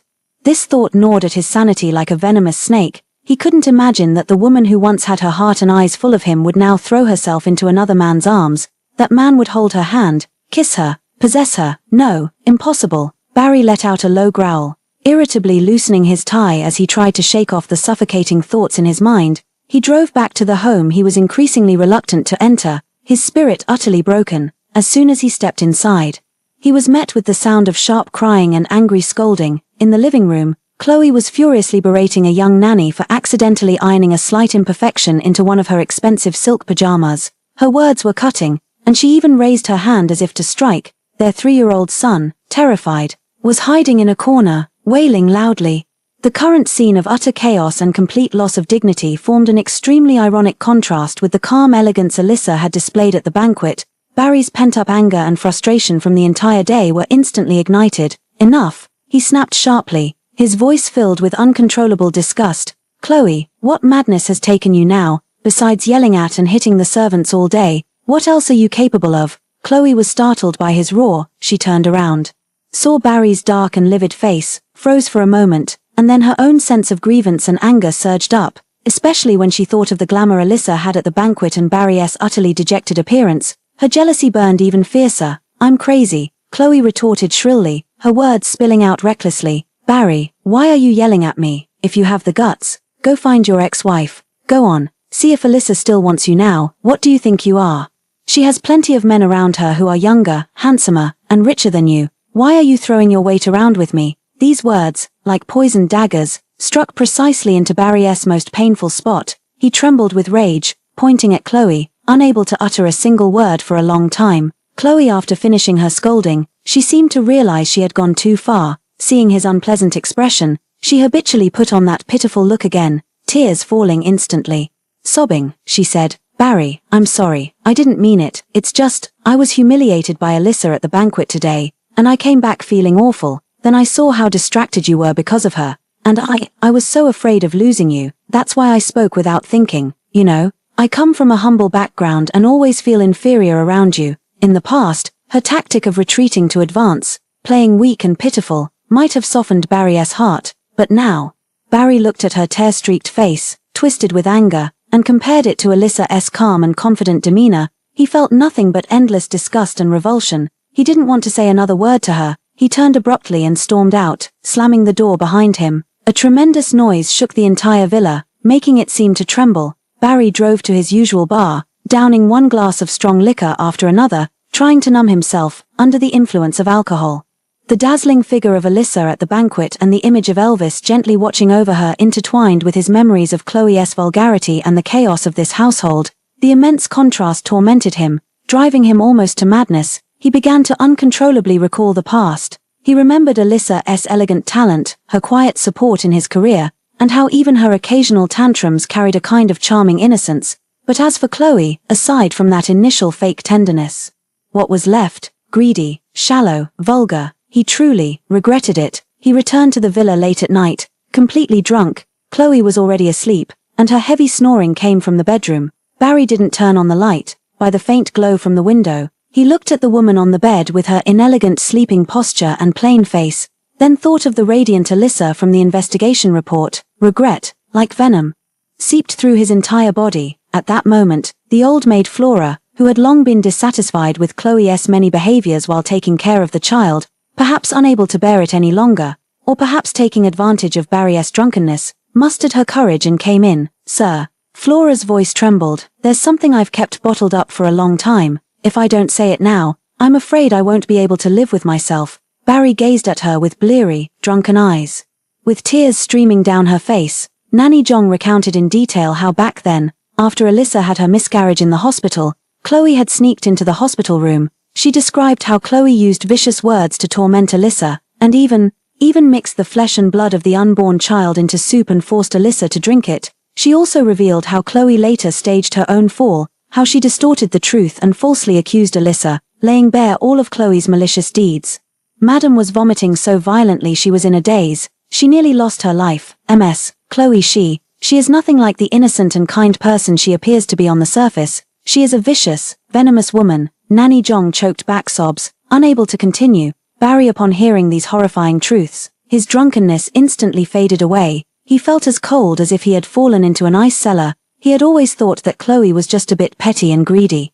But he never imagined that behind the scenes, she had done such heinous and outrageous things to Alyssa, and he, completely kept in the dark, had even hurt and pressured Alyssa again and again for the sake of such a venomous woman. Thinking of the pain and despair Alyssa had endured at that time, Barry's heart felt as if it were being torn apart by countless hands, the pain so intense he could hardly breathe. His disgust and hatred for Chloe reached their peak at this moment.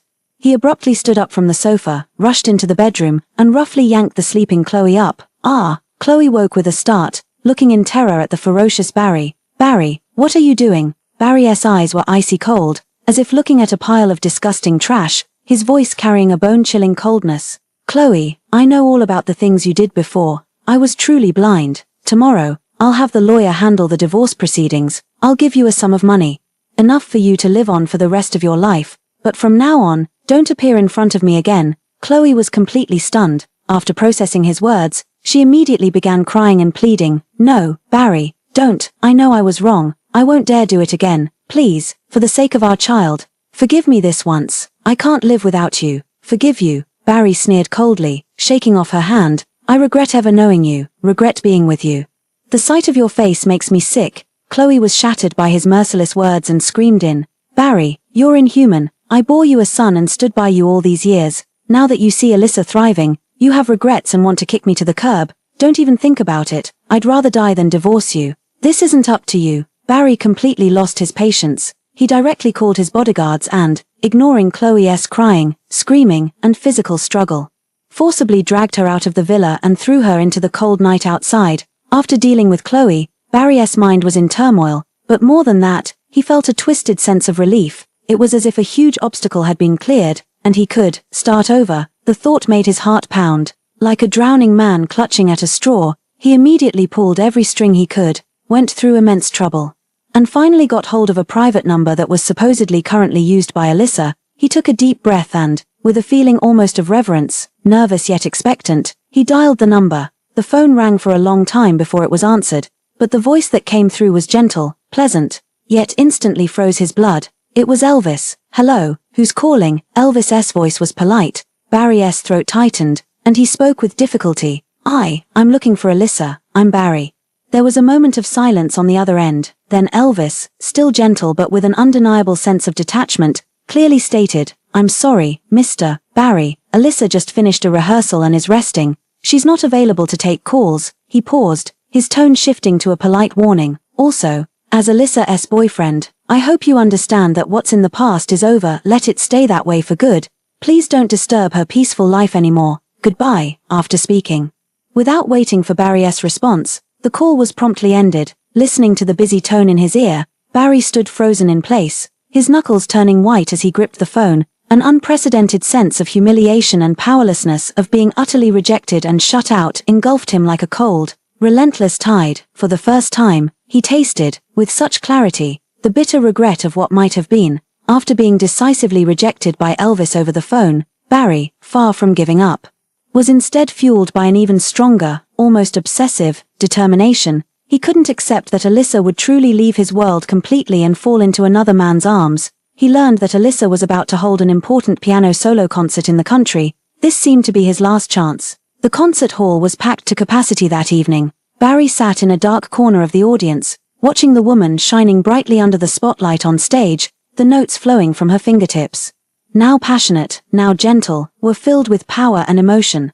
This was no longer the Alyssa who played for him alone. She belonged to this grand stage, to all who appreciated her talent. When the performance ended, thunderous applause erupted and lasted for a long time. She took multiple curtain calls, a tired yet satisfied smile on her face. Barry immediately stood up.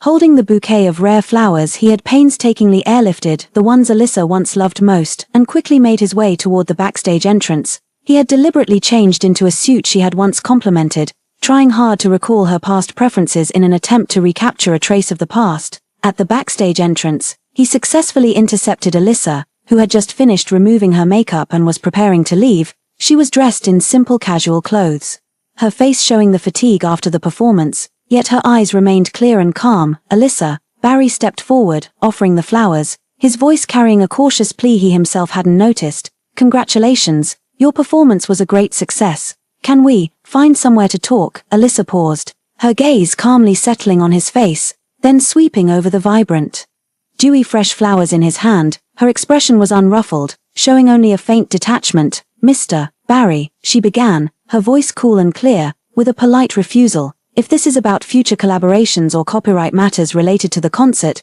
please contact my agent. If it's personal. She paused, a faint, yet distinctly mocking curve playing on her lips, her gaze falling once more on the bouquet. I don't think it's necessary, and, she raised her eyes, looking directly at Barry's instantly frozen face, enunciating each word clearly. I haven't liked this kind of flower for a long time. People's tastes always change. Barry's heart sank sharply with her words. The bouquet in his hand felt as heavy as 1,000 pounds, making it almost impossible for him to hold steady. So, all he had remembered were her past preferences, and he was completely unaware that she had long since changed.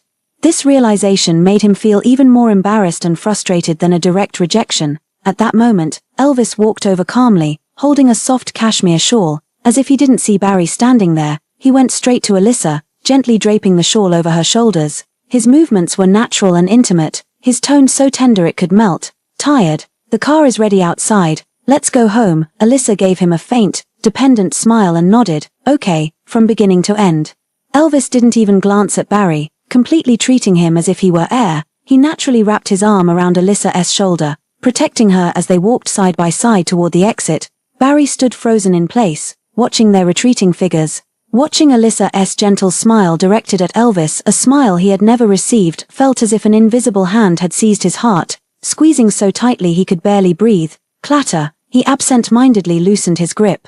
And the carefully prepared bouquet, meant to represent his laughable attempt at reconciliation, fell to the cold ground. The staff hurried back and forth, mercilessly trampling over those delicate petals, leaving behind only a mess of crushed reds and broken leaves in the blink of an eye, just like his long-delayed, deep affection that had already been trampled to pieces, yet still refused to die. Repeated setbacks in love led Barry to pour more energy into his work, attempting to prove himself and fill the emptiness and sense of defeat in his heart with career success. Soon, a crucial opportunity presented itself. The final prime plot of land in the city center, Cloud Top Heart, was put up for public bidding. This piece of land is in an excellent location with unlimited potential, making it a must-have for all major real estate groups. The pay group is determined to win it, having invested enormous resources and effort, led personally by Barry. They have assembled the strongest team and meticulously crafted the bidding proposal. However, to their great pressure, their biggest competitor turned out to be the Shun Group, where Elvis is based. The opposing side is equally powerful and has proposed a highly innovative concept, empowering commerce with art, aiming to perfectly integrate top-tier art venues, ecological landscapes, and high-end commercial complexes. On the day of the bidding, the atmosphere was tense. Barry personally led the team to attend, confident in his proposal, believing that the pay group had a greater advantage in local resources and market understanding. However, when the review committee announced the winning bid, Barry's confident smile instantly froze. Winning bidder, Shun Group. The opponent won by an extremely narrow margin. The jury chairman particularly praised the core concept of the Shun Group's proposal, the perfect integration of art and commerce, in his comments. Noting its strong foresight and social value, and believing it would become a new urban landmark, the news sent shockwaves through the industry. The pay group had actually lost in the very field they excelled at. What made it even more embarrassing for Barry was that at the victory celebration held by the Shun Group afterward, a sharp-nosed reporter directly confronted Elvis and asked, "Mr. Shun, we've heard that the core creative ideas for the art venue layout and public space design in the winning proposal came from valuable suggestions by your girlfriend, the renowned pianist Alyssa. Is that true?" Under the spotlight, Elvis gracefully wrapped his arm around Alyssa's shoulder, his face showing undisguised pride and affection as he smiled at the camera and openly admitted, "Yes, Alyssa is not only my muse, but her unique insights into art and space always inspire me." Many of the finishing touches in this proposal indeed benefited from her suggestions. Beside him, Alyssa, dressed in an elegant gown with exquisite makeup, merely nodded slightly at the camera, a faint yet confident smile playing on her lips, tacitly acknowledging Elvis's words. This scene, broadcast live by the media, spread across the entire internet. It also delivered a resounding slap in the face to Barry. He sat in the office, watching the dazzling couple on the screen, his face ashen and his fists clenched tightly, his nails dug deep into his palms, bringing sharp pain, but it was nothing compared to the frustration and humiliation in his heart. He had always known Alyssa was talented, but he never imagined that her talent, after leaving him, would not only remain unburied but would flourish so brilliantly in the hands of another man who knew how to appreciate and cherish her, even becoming a weapon to defeat his business empire. This realization tormented him 100 times more than the mere loss itself. Not only had he lost love, but his career had also been utterly crushed in such a public manner. That night, Barry went alone to the bar he and Alyssa used to frequent, seeking solace in alcohol. He downed one strong drink after another, yet nothing could extinguish the bitterness and regret in his heart. At some point, a familiar figure sat down beside him. It was his childhood friend Dan. Dan looked at Barry's disheartened state, showing no sympathy. Instead, he sneered mockingly, "What's this? Has our great CEO Pei also reached a day where he drowns his sorrows in drink? Regretting it now? Too bad, it's too late." Barry lifted his head, his eyes bleary with drink. Dan continued to rub salt in his wounds. "Look at Elvis, he has family background, looks, and ability. Most importantly, he genuinely cherishes and protects Alyssa. In what way isn't he better than you, back then? How good was Alyssa to you? You were the one who didn't know how to appreciate your blessings." getting bewitched by some low-class trash, and now, everything's gone to waste. Stop, please, stop. Barry clutched his head in agony, his voice hoarse and thick with tears. I was fucking possessed back then. I'm a complete and utter bastard. However, no amount of remorse and pain could bring back the woman who had once loved him deeply, yet was pushed away by his own hands. What he lost was not just a love, not just a business competition, but his entire life. The divorce proceedings with Chloe were handled extremely quickly. Barry used every available resource and means, leaving Chloe no opportunity to cling on. He offered her a massive compensation, enough for her to squander for the rest of her life.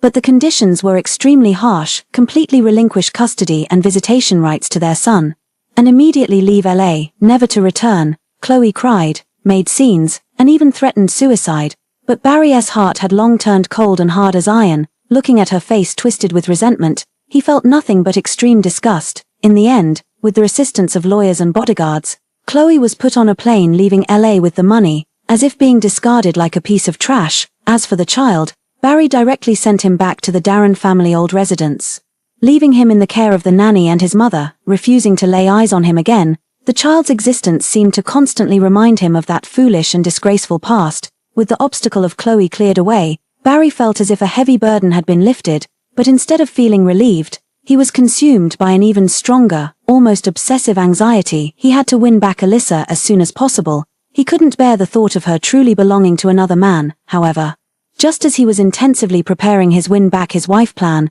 an unexpected twist occurred that he had never anticipated. Driven out of Beijing, Chloe was filled with resentment and unwillingness. She blamed all of this on Alyssa. Before leaving, she secretly found out the address of Alyssa's studio and went to confront her. That day, Alyssa had just finished an important media interview and was leaving her studio, heading to a dinner date with Elvis. Chloe suddenly rushed out from a corner like a ghost, blocking her path. Alyssa, you bitch. Chloe's eyes were bloodshot, all traces of her usual feigned fragility gone, her face contorted with rage. It's all your fault. You ruined everything for me. Are you pleased with yourself now? Let me tell you, Barry is mine. Don't you dare try to take him from me again. Alyssa looked at the woman raging before her, her brow slightly furrowed, her gaze icy cold. Chloe, have some self-respect. The matters between you and Barry have nothing to do with me. Please step aside. Nothing to do with you. Chloe let out a shrill, venom-filled laugh. Stop pretending to be so noble. If you hadn't been hanging around like a bad smell, why would Barry have rejected me, you homewrecker? As she spoke, she actually raised her hand and swung hard, aiming a slap directly at Alyssa's face. Alyssa, her eyes sharpened, reacting with lightning speed as she sidestepped, simultaneously delivering a crisp, resounding slap that landed squarely on Chloe's face. Slap. The sound echoed sharply, especially piercing in the silent parking lot. Chloe staggered back a step from the blow, covering her face, staring at Alyssa in disbelief. Alyssa flicked her wrist, her gaze as sharp as a blade, her voice carrying an undeniable authority and contempt. This slap is payback for everything you did to me back in the hospital. Chloe, cut out this pathetic, hysterical act. Barry didn't want you because you're simply not worthy. What does that have to do with me? If you dare harass me again, I won't hesitate to make sure you and your disgraceful relatives can't survive in LA. Her imposing presence completely overwhelmed Chloe. Just then, the sound of urgent brakes screeched as Barry's car pulled to a stop not far away. He had clearly rushed over after hearing the news. Chloe saw Barry as if spotting a savior, immediately putting on a tearful expression, covering her face as she ran over, wanting to throw herself into his arms. Barry, you're finally here. Look at her. She hit me. She even threatened me. However, Barry didn't even glance at her. His gaze was fixed intently on Alyssa, his eyes filled with urgency and something almost like humble ingratiation. He roughly pushed away Chloe, who was trying to get close to him, with such force that she fell directly to the ground. Get lost, Barry snapped sharply. Then quickly walked up to Alyssa, his tone carrying cautious probing and eager boasting. Alyssa, are you okay? Sorry I'm late. I'll take care of this crazy woman. She'll never bother you again. As he spoke, he actually turned toward Chloe, who had fallen to the ground and was staring in stunned disbelief. Under Alyssa's icy gaze, and to demonstrate his determination and loyalty, he raised his hand and also slapped Chloe. Who told you to come find Alyssa? I warned you not to show your face around us again. Barry's tone was vicious as he tried to draw a clear line this way to curry favor with Alyssa. Chloe was completely stunned, covering her face. She looked at this heartless man before her as tears poured out, her voice broken. Barry, you actually hit me for her. Alyssa watched the absurd farce with cold eyes. A faint, deeply ironic smile curling at the corner of her lips. She couldn't be bothered to spare either of them another glance and turned to leave. "Alyssa, wait," Barry hurriedly called out. "I'll break it off with her completely as soon as possible. Just give me some time." Alyssa didn't pause her steps, leaving only a cold remark that drifted back on the wind, striking Barry right in the heart. "Barry, I'm not interested in your affairs. Stop bothering me." Watching Alyssa's resolute departure, and then looking at Chloe, who was crying hysterically on the ground, Barry felt a surge of irritation and emptiness. He roughly pulled Chloe up, shoved her into the car, and had the driver take her directly to prison. After that, no one bothered him again. He began to publicly and frantically pursue Alyssa once more, every day. Different kinds of extremely precious gifts were continuously sent to Alyssa's studio, rare orchids flown in, limited edition antique pianos, priceless jewelry. However, all these gifts, at Alyssa's behest, were returned unopened, without even a note left behind. Unwilling to give up, he then bought out an entire page of the most influential newspaper in LA, publishing a long, earnestly worded apology letter, detailing his past foolish behavior, expressing deep remorse and love, and begging for forgiveness. Alyssa's assistant showed her the newspaper, but she merely glanced at it casually before lightly tossing it into the trash can, telling Elvis, "It seems Mr. Barry isn't too busy with business lately, having spare money to publish such boring things." He even managed to find out Alyssa's new address, buying an entire floor of an apartment building directly across from her complex. Every night, he would turn on all the lights at precisely the same time, the glow aimed directly at her bedroom window. Attempting to declare his presence in this childish manner, Alyssa, upon discovering this, simply pulled her heavy blackout curtains shut with an expressionless face, completely blocking out the annoying light, and thoroughly blocked all of Barry's contact methods. Barry's every effort was like punching cotton, receiving no response, only making him look like a ridiculous clown. The most heartbreaking moment for him was when he accidentally saw Elvis dropping Alyssa off at her building. They embraced in front of the car. Elvis bent down and kissed her tenderly. Alyssa didn't refuse, even tilting her head slightly to respond. Under the moonlight, their figures intertwined, dazzlingly beautiful. In that moment, Barry felt his heart being torn apart. He, like a stone statue, frozen in the darkness, watching everything he once possessed blossom in another man's arms, overwhelmed by immense jealousy and pain, he lost control and rushed out. Kneeling desperately beneath Alyssa's apartment building all night, begging for forgiveness, letting the night dew soak his clothes, until he was escorted away by security at dawn. However, his ploy only became the laughingstock of the community's security guards and early rising neighbors. It did not elicit a single flicker of emotion from Alyssa. She didn't even glance out the window. Barry's various entanglements, though annoying, did not truly affect the development of the relationship between Alyssa and Elvis. Elvis gave Alyssa great respect, understanding, and space. His maturity, stability, sincerity, and thoughtfulness formed a stark contrast to Barry's paranoia and madness, which instead helped Alyssa see more clearly what truly healthy love is. On Alyssa's birthday, Elvis meticulously planned a grand surprise. He reserved the panoramic revolving restaurant on the top floor of the tallest building in LA, decorated it with countless white roses flown in from afar and twinkling starlights, and invited their closest friends. When Alyssa walked into the restaurant, led by Elvis, she was stunned by the dreamlike scene before her. The melodious strains of a violin filled the air, and outside the window, the dazzling city nightscape unfolded like a river of stars pouring down. Elvis holding her hand, he led her to the center of the restaurant. In front of everyone, he knelt on one knee, took a velvet box from his pocket, opened it, and revealed an exquisitely designed, deeply meaningful diamond ring. "Alyssa," Elvis looked up at her, his blue eyes filled with sincere love and nervousness. "Meeting you was the most beautiful surprise of my life. Your talent, your resilience, your kindness, they all captivate me deeply. I can't promise to erase the pain of your past, but I swear I will spend every day of the rest of my life loving you, respecting you, and protecting you. So you can always live in sunshine and happiness. Will you marry me?" Alyssa looked at the exceptional man before her, at the undisguised affection and anxiety in his eyes, and felt a complex surge of warmth and emotion in her heart. The shadows of the past seemed to be gradually fading, and a new, hopeful life was beckoning to her. She hesitated, but more than that, she felt a softness stirred by his sincerity, just as her lips parted slightly, ready to give a response. Bang! The restaurant door was violently flung open. A figure burst in like a frenzied beast, knocking over the champagne tower by the entrance and causing a wave of startled gasps. Barry, he had somehow gotten the news. At this moment, his hair was disheveled, his clothes in disarray, and his eyes were filled with terrifying red veins, completely devoid of the usual dignity and composure of the Pay Corporation's CEO. He stumbled forward to Alyssa and Elvis, his eyes fixed intently on Alyssa. His voice hoarse and broken, carrying a desperate madness. "Alyssa, no, don't agree to him. I was wrong. I really know I was wrong. Look, I've already taken care of everything. Chloe is gone, and I've sent the child away too. I can give up the Pay family. I don't want anything anymore. I only beg you. Give me one more chance. Just one. Please." As he spoke, he actually reached out to grab Alyssa's arm, even attempting to push aside Elvis, who was kneeling on one knee. Elvis's bodyguards immediately stepped forward to intervene, causing a chaotic scene. Alyssa looked at the man before her, who was acting like a madman and completely losing his composure. Without a trace of emotion in her eyes, only icy disgust and utter disappointment, she stepped forward, blocking Elvis, and stared directly at Barry, her voice clear and icy, as if tempered by frost.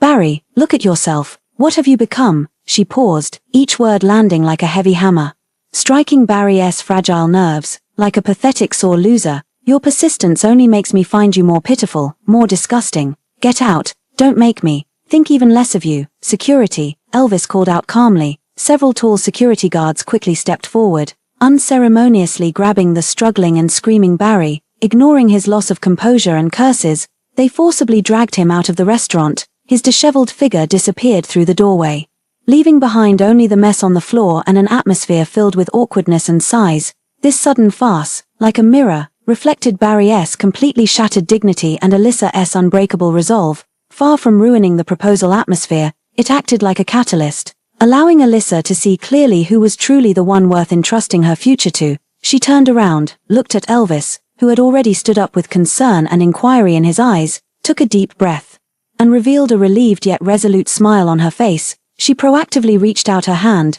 grasped Elvis's hand, and said softly yet clearly, "Elvis, I do want to try walking with you toward a new future." The restaurant instantly erupted into warm applause and joyful cheers. Elvis excitedly pulled her into his arms, holding her tightly as if embracing a long-lost treasure. Meanwhile, Barry, who had been thrown out of the restaurant and was slumped in the cold corridor, listened to the cheers inside. He felt as if his soul had been drained, leaving only boundless darkness and despair. After the successful proposal, Alyssa and Elvis's relationship entered a new phase. They grew even closer and began publicly attending important events together. Their union was seen as the perfect marriage of art and commerce, attracting much attention. As for Barry, after the disastrous failure at the proposal scene, he was despondent for a while, but he never truly gave up.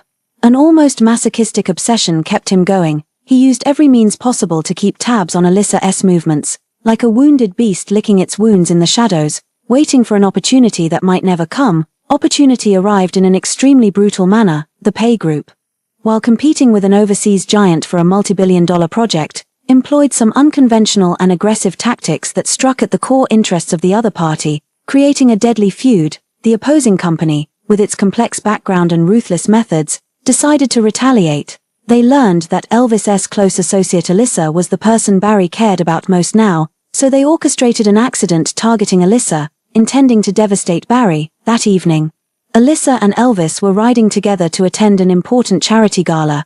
As their vehicle was traveling on a relatively secluded mountain road, a heavily modified heavy truck, which had been lying in ambush, suddenly charged out from a side road at an extremely high speed and slammed violently into their car. Boom! The tremendous crash was deafening. The car was instantly crushed and severely deformed, flipping onto its side. With all the airbags deploying, Elvis sat on the impact side, suffering a severe head injury on the spot and falling into a coma. Alyssa was also trapped in the deformed passenger seat, bleeding from her forehead and disoriented. Her condition was extremely critical. The truck quickly fled the scene. Almost at the same time as the accident occurred, Barry, who had been secretly monitoring Alyssa's safety, received the news. When he heard the words Alyssa was severely injured in a car accident, her life hanging in the balance, his mind went completely blank, followed by an overwhelming panic and a heart-stopping pain. He rushed out of the office like a madman, jumped into his car, slammed the accelerator to the floor, ran countless red lights, and raced frantically toward the accident site. Only one thought echoed in his mind: save her. He couldn't lose her, absolutely not. When he arrived at the scene, he was met with a devastating sight. The mangled car was billowing black smoke, and the air was thick with the smell of gasoline and blood. Rescue workers were attempting to break open the car door. Elvis had already been rescued and was lying unconscious on a stretcher nearby. Meanwhile, Alyssa was still trapped in the passenger seat, her face pale and her breathing faint. "Alyssa!" Barry let out a heart-wrenching roar, ignoring the rescue workers' attempts to stop him. He charged forward like a beast that had lost its young, his eyes bloodshot. "Sir, it's dangerous. The car might explode," the firefighter shouted in warning. Barry couldn't hear a thing. His eyes were fixed only on Alyssa's pale face. He frantically clawed at the twisted car door with his bare hands, his nails breaking and his hands getting shredded by the sharp metal. Yet he felt no pain at all. He had only one thought: to save her. "Alyssa, hold on, I'm coming, I'm coming." He frantically pried at the car door while shouting hoarsely at the barely conscious Alyssa inside. His voice trembling uncontrollably, perhaps driven by survival instinct, or perhaps hearing his voice. Alyssa slightly opened her eyes. Through her blurred vision, she saw Barry's face, twisted with extreme fear and desperation. Finally, with Barry's nearly self-destructive efforts and the assistance of the rescuers, the car door was forcibly pried open, creating a gap. Barry did not hesitate to lean in, using all his strength to carefully protect Alyssa's head, neck, and body, inch by inch, pulling her out from the clutches of death. Just as he was holding Alyssa, staggering only a few meters away from the vehicle, boom, with a deafening roar, the vehicle finally exploded. Blazing flames and a shockwave swept through the air. At the critical moment, Barry didn't hesitate for a second. He spun around and used his entire back to shield Alyssa completely in his embrace. Phut! A scorching, massive piece of car debris, like a red-hot blade, slammed deep into his back. Excruciating pain shot through him. He grunted, his vision went black, but his arms holding Alyssa remained locked tight, refusing to let go. He used his last ounce of strength to shield her as they fell to the ground. Just before his consciousness plunged into complete darkness, he felt the Alyssa in his arms stir slightly, and he thought he heard her faintly call his name. Then came boundless darkness and silence. The smell of disinfectant filled the air in the intensive care unit, and the machines emitted a steady, rhythmic beeping. Barry struggled for days in endless darkness and excruciating pain. Finally, a faint glimmer of light pierced through his consciousness. His heavy eyelids slowly parted, revealing a narrow slit, and his blurry vision gradually sharpened. The first thing he saw was the somewhat pale sunlight streaming in through the window, and then, the quiet figure sitting by his bedside. Alyssa. She sat there, dressed in a simple, elegant off-white turtleneck. Her face turned away from him, her gaze fixed on the window, her expression calm, betraying no emotion. The sunlight outlined her clear, soft profile, as if tracing it with a faint golden edge. For a moment, Barry had the fleeting thought that time had rewound, back to those peaceful and warm afternoons before they had experienced all this ugliness and betrayal. His heart felt as if it had been violently struck by something, a mix of bitterness and ecstasy that almost brought him to tears. He moved his chapped lips, trying to make a sound, but only let out a hoarse gasp. The faint noise startled Alyssa. She turned her head, her gaze falling on his face. No surprise, no excitement, as if looking at an ordinary patient who had just woken up. She picked up the water glass from the bedside, dipped a cotton swab in the warm water, and moistened his parched lips. Her movements were practiced and natural, yet carried a clear, polite detachment. This subtle care, however, acted like a key, suddenly unlocking the floodgate of remorse that had been suppressed for far too long in Barry's heart. Overwhelming emotions surged like a breached dam, washing away all his reason and pride. He abruptly reached out, mustering every last ounce of his remaining strength, and tightly grabbed Alyssa's wrist just as she was about to pull it back. An 4 tube was still inserted in the back of his hand, trembling slightly from the exertion. The wound on his palm hadn't yet healed, and the contact brought a faint, stinging pain. Alyssa, Alyssa. His breath was faint, his voice broken, yet carrying an almost obsessive urgency. His eyes were fixed intently on her,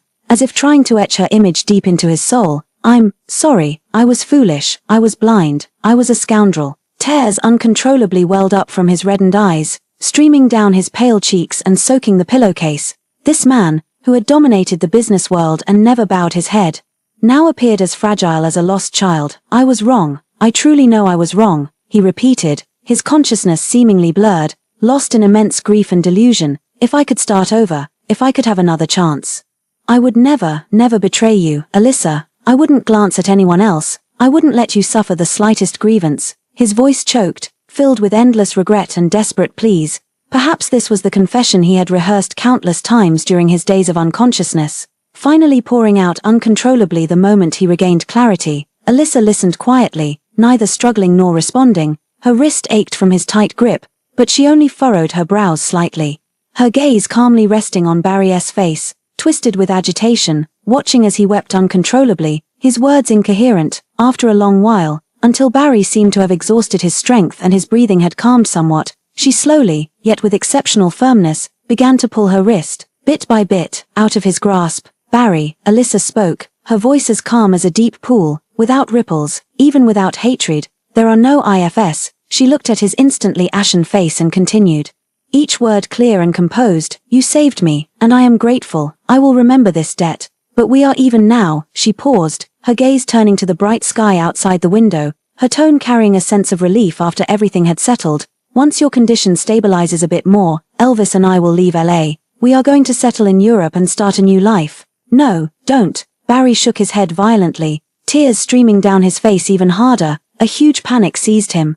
He struggled to sit up, but the severe wound on his back was pulled, making him groan in pain, and cold sweat instantly beaded on his forehead. But he couldn't care less. He pleaded in a tone that was almost humble and devoid of dignity. "Alyssa, don't go, please, don't leave me." He even spoke without thinking, uttering words that, when he later recalled them, filled him with shock and shame. "I was wrong. I truly know I was wrong. You can hit me, scold me, just don't abandon me. Even if you're with him, I'll be your lover. I'll be anything, as long as you don't completely disappear from my life. Don't let me never see you again." These words, coming from a Barry who was once so proud, so in control of everything, were filled with absurdity and heartbreak. This was the lowest, most desperate plea he could think of. Alyssa heard him and slowly turned her head back, her gaze falling on his face once more. In her eyes, there was no disgust, no mockery, not even pity.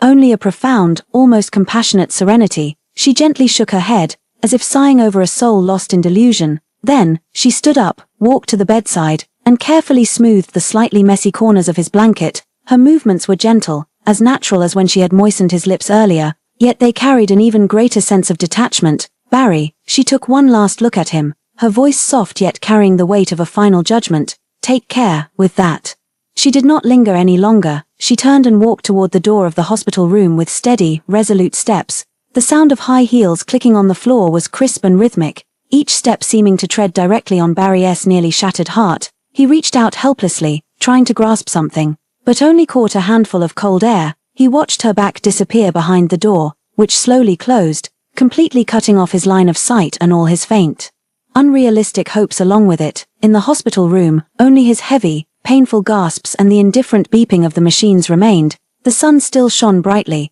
but it could no longer penetrate the barren depths of his heart. Time flew by, like a white colt flashing past a crevice. And in the blink of an eye, 5 years had passed. Vienna, Austria. Inside the Golden Hall, the lights blazed, and every seat was filled. Tonight marks the final performance of the world tour for internationally acclaimed Chinese-American pianist Alyssa, a highly anticipated musical feast. In an inconspicuous corner of the audience sat two figures. Barry wore a well-tailored dark suit. Time had etched some traces on his face, smoothing away the sharpness and flamboyance of his youth, replacing them with a quiet composure and a touch of weariness. Beside him sat a timid-looking boy of about 7 or 8, whose features bore some resemblance to his Frank, the son of him and Chloe. The child grew up in the Darren family's old house. Barry rarely visited him, and their father-son relationship was as distant as that of strangers. For some reason today, he inexplicably brought him along, as the stage lights focused. Alyssa, wearing an elegant black floor-length gown, calmly walked toward the Steinway piano at the center of the stage, and the entire audience instantly fell silent. Barry's gaze, as if drawn by a magnet, could no longer be pulled away from her. She shone brilliantly on the stage. Time seemed to have been especially kind to her, not taking away her beauty but instead adding a more captivating charm and depth. Her gaze was calm and confident, her fingers resting on the piano keys, producing notes that flowed like weeping and pleading at times, and at other times surged with grandeur and passion, full of the power of life and emotional tension. Completely captivating every listener present, Barry gazed at her, lost in thought, his heart filled with a mix of emotions. There is pride, there is relief, but more than that, there is a deep, bone-chilling, indescribable sense of loss and pain. The woman who once played only for him, who once nestled in his arms and acted coy, now stands at the pinnacle of the world. Her brilliance illuminates everyone, yet it no longer has anything to do with him. The concert came to a close amidst long-lasting, thunderous applause. Alyssa took multiple curtain calls, a tired yet content smile on her face. At that moment, a familiar figure emerged from backstage, holding a large bouquet of pristine white lilies of the valley, and gracefully walked onto the stage. It was Elvis. He appeared more mature and steady than 5 years ago, his gaze toward Alyssa filled with undisguised affection and pride. Under the spotlight, Alyssa smiled and nestled into his embrace, the matching platinum wedding bands on their ring fingers shimmering with a happiness so radiant it was almost blinding. The entire venue erupted once again in warm applause and cheers of blessing. Frank looked up at his dad and asked quietly, "Dad, that lady is so beautiful. Is she a celebrity?" Barry didn't answer, he just stared fixedly at the perfect couple on stage, his heart feeling as if it were being tightly squeezed by an invisible hand. The pain so intense he could barely breathe. Subconsciously, he touched the ring finger of his left hand, now long empty, where only a faint, time-worn mark remained. In the end, even his role as a mere onlooker felt utterly superfluous and ridiculous. Without waiting for the concert to fully conclude, he took his son's hand and quietly slipped out of the bustling Golden Hall, disappearing into Vienna's chilly night. A few days later, in LA, Barry drove alone to the long-abandoned hilltop park on the outskirts of the city. This was the place where, at 16, he had confessed his feelings to Alyssa. The park was no longer what it used to be, overgrown with weeds, its facilities in disrepair. The cherry blossom tree where they had once carved their names had long since withered, leaving only bare branches stubbornly pointing toward the gray, overcast sky. He walked to the withered tree and reached out to touch the rough, cracked bark. The sensation was cold. The cold wind howled as it swept by, whipping up the dry leaves on the ground. Barry leaned against the cold tree trunk, closed his eyes. As if he had traveled through time, it was as if he saw again that sunny afternoon, saw 16-year-old Alyssa, wearing a pristine school uniform skirt, her hair tied up in a high ponytail, her smile so bright it could melt the snow, chasing and playing with her classmates under the tree, and that equally 16-year-old, green and proud self, with reddened ears, mustered the greatest courage of his life, ran up to her, and blocked her way. "Alyssa, I like you, be with me." At that moment, the boy's love was pure and fervent, believing that one glance could last an eternity. Tears, without warning, surged forth, streaming down Barry's weathered cheeks, scalding hot, yet unable to warm the long-chilled heart. He made no sound, simply letting the tears flow freely, as if trying to wash away a lifetime of regret and sorrow. The boy who had promised to love her forever had long since died in the wake of his repeated choices and hurts, and the girl he had lost, after enduring a long and dark night, had finally fought her way through the thorns and brambles, walking toward a future filled with flowers that belonged to her alone. The wind still blew, and dried leaves swirled at his feet. In the end, he slowly opened his eyes, his gaze piercing through the blur of tears to fix on the hazy outline of the distant city. His expression was complex and inscrutable, but in the end, it settled into a quiet, resigned calm. He lost her, lost forever. For every day of his long remaining life, this loss will follow him like a shadow, becoming a wound that never heals and an eternal punishment. And Alyssa, she will ultimately soar forever in her own blue sky, never pausing for him again, not even for a moment. The end.